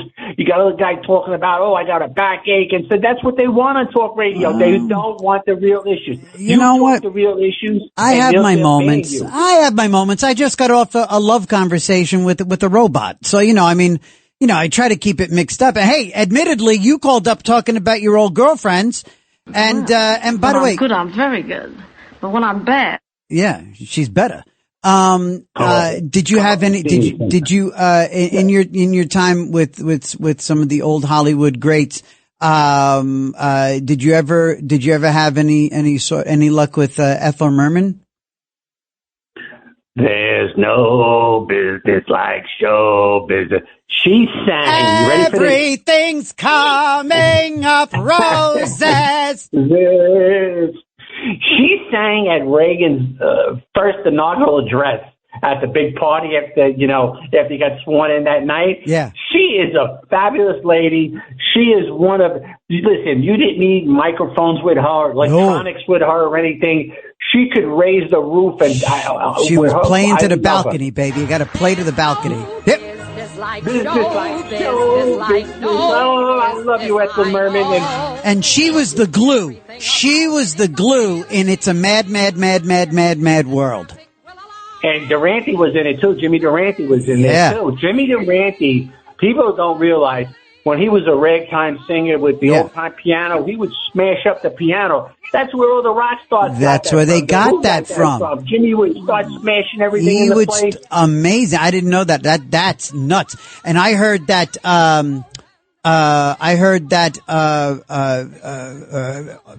what's it, Rudy Valentino? No, not Rudy Valentino. Thank you. Almost. No, Georgie Jessel. I heard that Georgie Jessel was the one who actually, was the first one to actually introduce human trafficking, because he would bring his girls across the border from Mexico. He was the first, P. Diddy. Well, Georgie Jessel. think that, I spoke to Mae West about that. I didn't like to bring it up too much, but she said it's the oldest profession. It went on in the Stone Ages. Yeah. You know how, I don't want to talk. It went on in the Stone Ages, but, sure. But the movie with Jimmy Durante, Music for Millions. Oh, when he's playing the band. Oh, that is such a classic. Yeah. That is a classic when he's he does something that. else, man. And make someone happy. It's so important. It's so important. To make someone happy. Make just someone happy. Make just one heart to heart. You know what I think was Jimmy Durante's best work? Jimmy Durante's best work was which holiday cartoon did he do? Which claymation did he do? Oh, bro. Come on, me and you together. Frosty the Snowman was a jolly, happy soul. with the corn cob pipe and a button nose and 2 eyes made out of coal. Here's Jimmy Durante. Hello. I just came back from a lovely trip along the Milky Way. Oh, you should have said Mighty Mississippi. You know, I stopped off at the North Pole. Ooh. To spend the holidays. Oh my God. All right, I can't. We're going so off the rails. This is insane. I'm very loving it. All right, Lenny, call back next week. All right, baby. We'll shtick again. I guarantee. Let's get over to, Ann in Long Island. Ann, good morning. Good morning, TJ. How are you? I'm good. I hope you guys are enjoying this because I'm genuinely loving this. Well, I don't want to put a damper on it, but I just wanted to comment on your conversation with AI Erica. Well, I'd like to think she's real Erica, but okay, yes, robot Erica. Okay, yes. It's very concerning. Can you imagine someone who is looking for answers, or a disturbed person, or maybe a young person, and they're looking for answers, and she's very agreeable? Well, I don't know. No. If anything, no, you're right. If anything, actually, I think it's something that's there that clearly one can have fun with in this vacuum, in a radio. Yes, however, to your point, and this is, like I said, I had this idea floating around in my mind for a little while, to just do a little thing like that, like we did. But in the middle of putting those thoughts together over the last couple of weeks, it turns out, I covered it here on this program, there were at least 2 incidents that we know of that were in the news, over the last 2 or 3 weeks where men, one older man, one a kid, a teenager, or young 20-year-old, something. Right. Where they each established relationships in different forms with, artificial intelligence, and both led to very tragic endings. There was a former tech, millionaire in Greenwich, Connecticut, who killed himself. He killed his mom and himself. And now he had severe mental illness. This guy, it was in the Post. It was in the news. And I talked about it here. Yes. The guy, established a relationship with ChatGPT, and to your point, this thing was very agreeable and we know what his conversations with the chatbot were, because he had enabled the option to archive his conversations. So authorities have everything that they talked about, which is a weird statement to say, admittedly, that they talked about. They have it on a hard drive, and they go back, and this thing actually encouraged him to be suspicious of his mother. I mean, it's look it up, Greenwich, Connecticut. I've read a little bit about it, but I didn't know they had it archived. Yeah. And the tone of her voice is so, it's kind of, it could entrance someone. It was tone. And for somebody who's desperately lonely. Yes. Right? It is something. It's a bit concerning. I would say scary, but I believe in God and Jesus, and I'm not afraid, but I'm concerned for other people. See, and I'm a Catholic and I'm a comedian, and so I just couldn't resist doing that. You brought it to my attention, and maybe other people too, to watch, if someone is conversing with these types of things, that they should maybe, keep an eye out. Indeed. And if I can raise awareness with a couple of laughs, maybe that works. Thank you. Thank you. I'll let you know I'm a first time caller. Oh, great. The best. Thank you. Thank you. All right. Thank you. Call back again. All right. I will. Thank you, TJ. All right, love. Bye-bye. Let's see. And, let's go to Ray in Queens. Ray, good morning. Good morning, TJ. Hi. If I may, I'd like to vent about a nightmarish situation I'm going through. Ooh, okay. And maybe you or a listener could have some advice.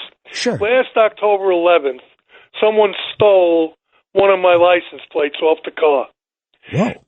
For the last year, the thief has accumulated anywhere from 20 to 30 parking tickets a month, hundreds and hundreds of dollars in Easy Pass and tolls, both in New York and New Jersey. Mm-hmm. And because I was the last one registered to the plate, all the bills come to me.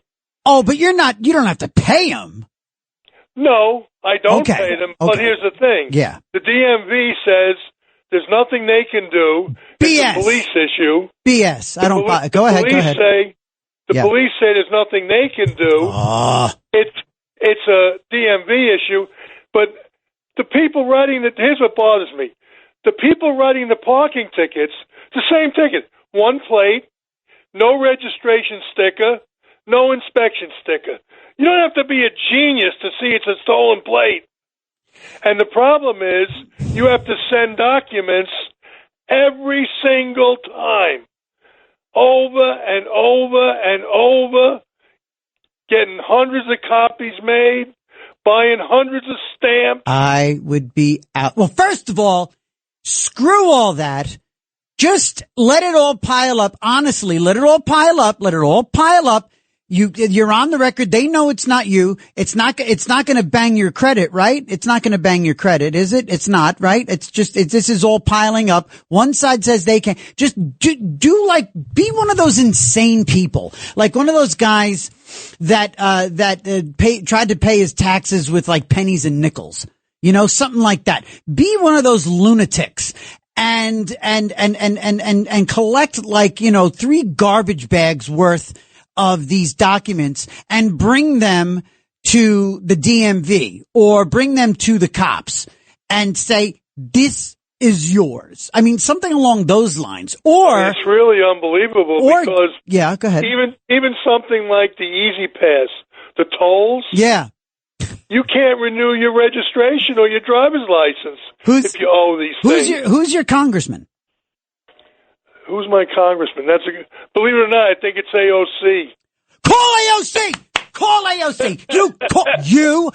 You, Ray, you call AOC and you say, hey, this ain't Yorktown anymore, sister. This is Queens, baby. And you gotta represent. You call AOC and make this her problem. AOC. I looked online, TJ, and there's one woman who's had the same problem for 20 years. Really? Yeah. It's unbelievable. Okay, thanks for your help. No, I don't. I didn't even help yet. Hold on a minute. We're gonna get you answers. All right, you know what? We're gonna put it out there, and we're gonna try to get answers, and we'll see if anybody works for the DMV or the NYPD, what we can do to help Ray. All right. Thank you, brother. It's serious. God bless you. Have a good day. God bless you. Enjoy. It's a Sunday. Enjoy. It's the Lord's Day. Let us rejoice and be glad. All right. It's 4:30. Take a quick bottom of the hour break. We come back. We're going to take the long awaited little 1965 walk around New York City. All right. We'll be right back. It's Another Side of Midnight with me, TJ, 77 WABC. All night long. This is Another Side of Midnight with TJ McCormack, 77 WABC. It's Another Side of Midnight. Political humorist TJ McCormack. Now to the Bernard McGurk studios of 77 WABC. Here's TJ McCormack.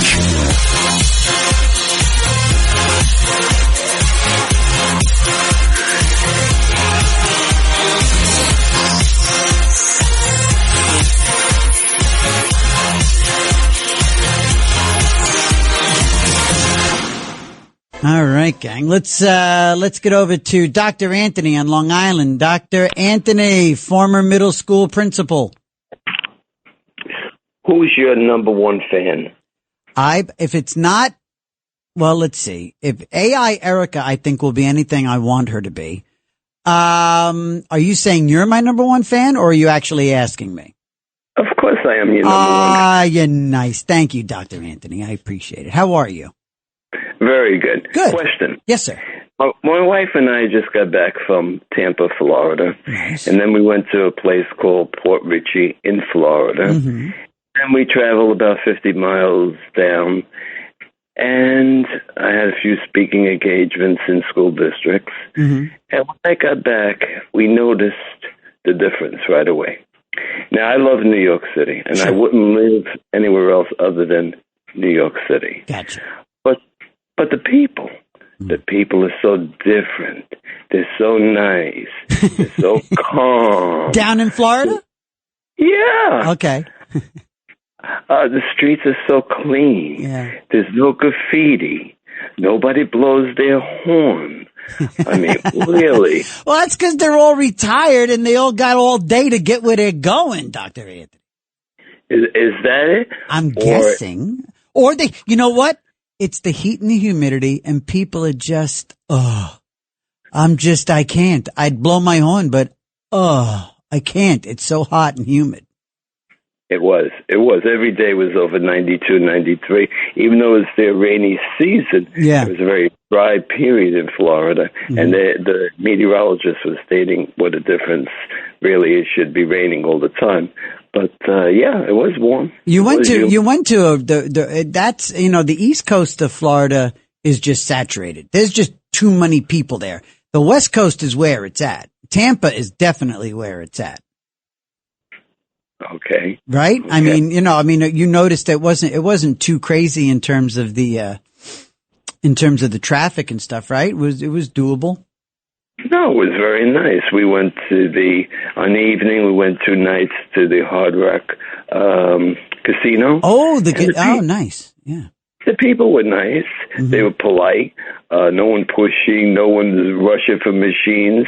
It was just a different mentality. And I hate to make it political. Right. But could it have anything to do with a state that's run by Republicans as opposed to a state run by Democrats? It has everything to do with it, Dr. Anthony. Everything to do with it. Because Republicans we are so much better. And I'm saying that scientifically, it's been proven. We're better. You're a doctor. You know this. Well, I'm not a medical doctor. I know. You're a doctor of education, I'm sure. Yes. Well, there you go. So Republicans are better. So Doc, thank you for calling and thank you for being my number one fan. I'm very grateful and I'm glad you're home and I'm glad you had a good, safe trip. Let's see. Let's get over to, let's go to Mike. Let's not save Mike for last this morning. Good morning, Mike. Good morning, TJ. Hey, Barbarino. What's up? Chi Sedic. Buongiorno. Che Sedic. Chissà. I was telling the guy working the phones, I wanted to talk about talk radio. Yeah. The interesting aspects of talk radio. Okay. When my daughter was born, she's 35 now, middle school teacher, 2 boys. Okay. My only 2 grandkids. Nice. And Long Island. Okay? Mm-hmm. And, Dr. Anthony, who's one of your biggest fans? I was laughing. And I got to be one of your second biggest fans. Ah, you're nice. Thank you. Because you tell it like it is. Thanks. And 1965, you did a good imitation of Charles Rangel. Yes, you did. Thank you. And what else? I got to root for my Mets. I got my hat on now. The classic games I went to, it's like all hands on deck today. Mm-hmm. Whatever. But you must have killed it in Vegas in comedy. I had fun. I had a very good career. Yes, it was a lot of fun, and I'd love to go back. I just might one of these days go back to stand up in some fashion. We'll see. Yeah, the furthest west I was never in California. I was sitting at third base, the hot corner, the last seat before the dealer at the blackjack table. That's the furthest west. I like that. Shot. That's a great reference. Shot. One time I played blackjack with Frank Sinatra's favorite dealer at Caesars one time. Oh, and his name and the guy's name was Frank. And Frank, what they would do is they'd rope off like 3 tables, and Frank would come down and he would just sort of follow his gut. And one time he came down, they brought him to the tables. Frank saw that this guy's name was Frank, and he said, "Frank," and he pointed at himself and he said, "I'm Frank. You're my guy." and which is classic Sinatra, right? And this guy, so as I lost all my money, this guy was telling me wonderful stories, and it took my mind off of all the money I was losing. That was a weekend I was there with the Beach Boys. I was at Caesars with the Beach Boys. And I actually, if I remember correctly, I didn't lose all my money. I actually had a good weekend. I actually won at blackjack. I gotta jump, Mike. I'm glad we didn't save you for last this morning. Thank you, Pally. 4:45, last break of the day, and we'll do it right now. Meet TJ at 77 WABC, another side of midnight. All night long. This is Another Side of Midnight with TJ McCormack. 77 WABC. It's Another Side of Midnight. Political humorist TJ McCormack. Now to the Bernard McGurk studios of 77 WABC. Here's TJ McCormack.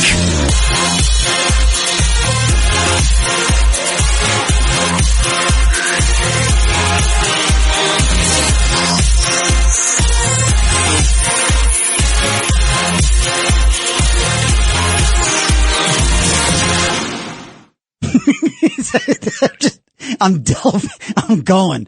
All right. Okay. So that's a project now. All right. We'll do that. Let's see. Let's make sure we talk to Anthony in Brooklyn. Good morning. Good morning, TJ. First time caller. Hey, thank you. I love great show you got going on. I don't want to be the second Anthony. I guess I have to be. It's all right. I'm not a doctor. But I've been living in Brooklyn for since 1965, the year I was born. Clearly. And since the year I was born, I found out that I got two cousins born on the same day, and I know about 25 people born on the same day as me, too. Really? And believe you me, I can tell you one thing. Yeah. If the people out there don't wake up and realize what happened in 1938, what Mayor LaGuardia did, because of that's what it's going to look like if Mandami, the commie, gets in and becomes mayor.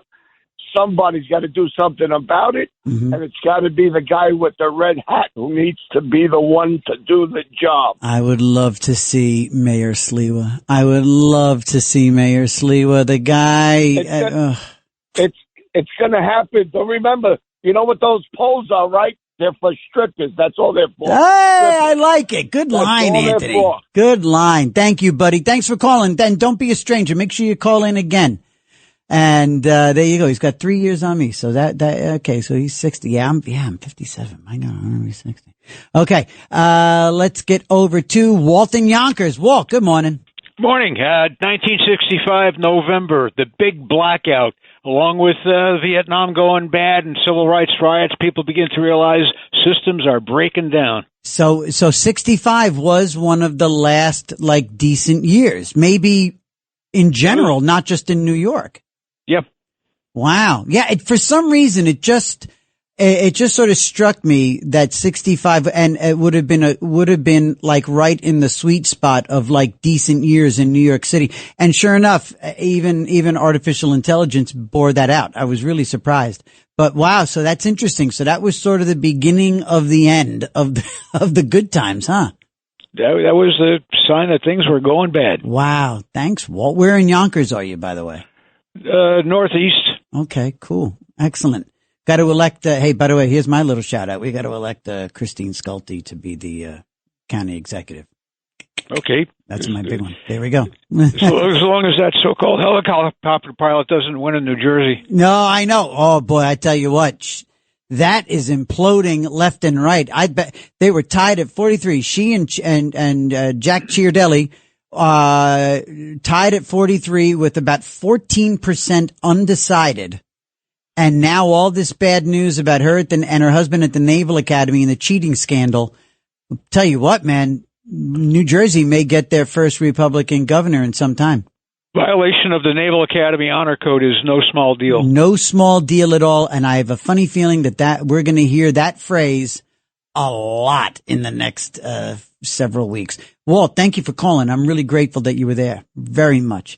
It's 4:54. We are walking our way right up to the 5 a.m. newscast. Liz Radabali is here at 77 WABC. She is preparing that 5 a.m. newscast. We're going to get you to her. So we've definitely, I tell you what, gang, we have covered all sorts this morning. Oh, do we have Lenny here? Lenny on 5. I'm sorry. I didn't, it was an odd shade on the screen and I couldn't see it. And I turned my head a little bit and there it said the letters Lenny. Good morning, Lenny. What's your thoughts on religion? Well, hello, TJ. It's so nice to have you back where you belong. 1965, Ike was in the White House. Yeah. John Lindsay won the mayoral. We lost Dorothy Kilgallen in November of 65. That unbelievable investigative reporter. She was going after the Kennedy thing, and then she unfortunately left us just like Marilyn did a few years earlier. 65 is the no baby boom is born that year. Generation X comes in, and they left their mark, that's for sure. The boomers, they don't know how to text message or anything like that, but we had a fun time. The mayor's race, I just hope they get some billionaire in here. But Curtis has got to get the ground game going. Got to get people registered to vote. You got to go hunting where the votes are, man. I mean, you ain't getting no votes in the projects. You ain't getting no votes in these left-wing neighborhoods. You got to go out there and get where the votes are for him. Yeah. Get a ground game. This is an off-year election. You can bring in 20,000 people from around the country. Yeah. And what is it? Is the fix-in? Do they want this guy to win so they can buy up the real estate on 10 cents on the dollar? Is that why no billionaires doing any commercials? These are some profound thoughts on religion. Thank you thank you there, Lenny. He's good. He went all around the world for us right there, Lenny did. All around the world just now in like 30 seconds. Thank you, Len. It's 4:56 here on 77 WABC. And so I tell you, we've got a lot of money on the table here for next weekend. Next weekend, because the show prep for today went zippity-doo-dah because the Lord spoke through me this morning. I was ready. If you saw the show prep that's spread out in front of me right now, you wouldn't believe it because it does not represent where this show went. And that's because you guys were just phenomenal. Absolutely phenomenal. So to bring us back to the beginning, because right now there ain't no other place to go. Myself and y'all, and by the way, yeah, you know what? My buddy I'm sitting here and I'm thinking, I don't want to make a fool out of myself. I don't want to embarrass myself. I don't want to forget, but I didn't want to say it out loud in case I was wrong. 1965 was indeed the year that William F. Buckley ran for mayor of New York City. And he desperately wanted to lose. But that led to the last time that New York City, the only time that New York City had a conservative senator, because it was Bill Buckley's brother, Jim, that ran his campaign. And eventually the Conservative Party came knocking and had him run for senator, and he ran and he won, and then he went on to serve as a judge. James Buckley. So Bill Buckley unsuccessfully ran for mayor. He was grateful that he lost. He didn't want to win. And that led to his brother being a conservative New York State senator. Senator from New York State. So there we go. I was gonna say it the whole morning. I was thinking to myself, I don't want to say the wrong thing because I got friends. So this morning, friends, we started off with a little bit of churching, a Sunday go-to-meeting. We had a Sunday go-to-meeting. And God said to me, talk about your daughter going to church. Talk about seeing the light and living in a state of grace a state of grace. New York is lovely, but I'll take a state of grace any day. Arkansas is a nice state, but I'll take grace. California is a nice state, but I'll take grace. Rhode Island is a little state, but I'll take grace. Now, I'm doing Chris Rock, and it's time to go. I gotta go. The clock is ticking. You gotta get off the radio, because there's other people gotta talk into the microphone. All right, gang. On behalf of Erica and Charlie Rangel and everybody else, it's me, TJ. I'll see you next Saturday and Sunday. And until then, I wish you all the luck in the world. It's Another Side of Midnight, 77 WABC. This Sunday is the Tunnel to Towers Foundation Walk Run, and our team is in need of your support. Right now, every dollar counts. The WABC hosts must all rally their loyal audience to participate. Go to WABCRadio.com/walk and help your favorite hosts right here at WABC and support the Tunnel to Towers Foundation. Go to WABCRadio.com/walk. Help WABC raise money for the amazing Tunnel to Towers Foundation Walk Run. Go to WABCRadio.com/walk.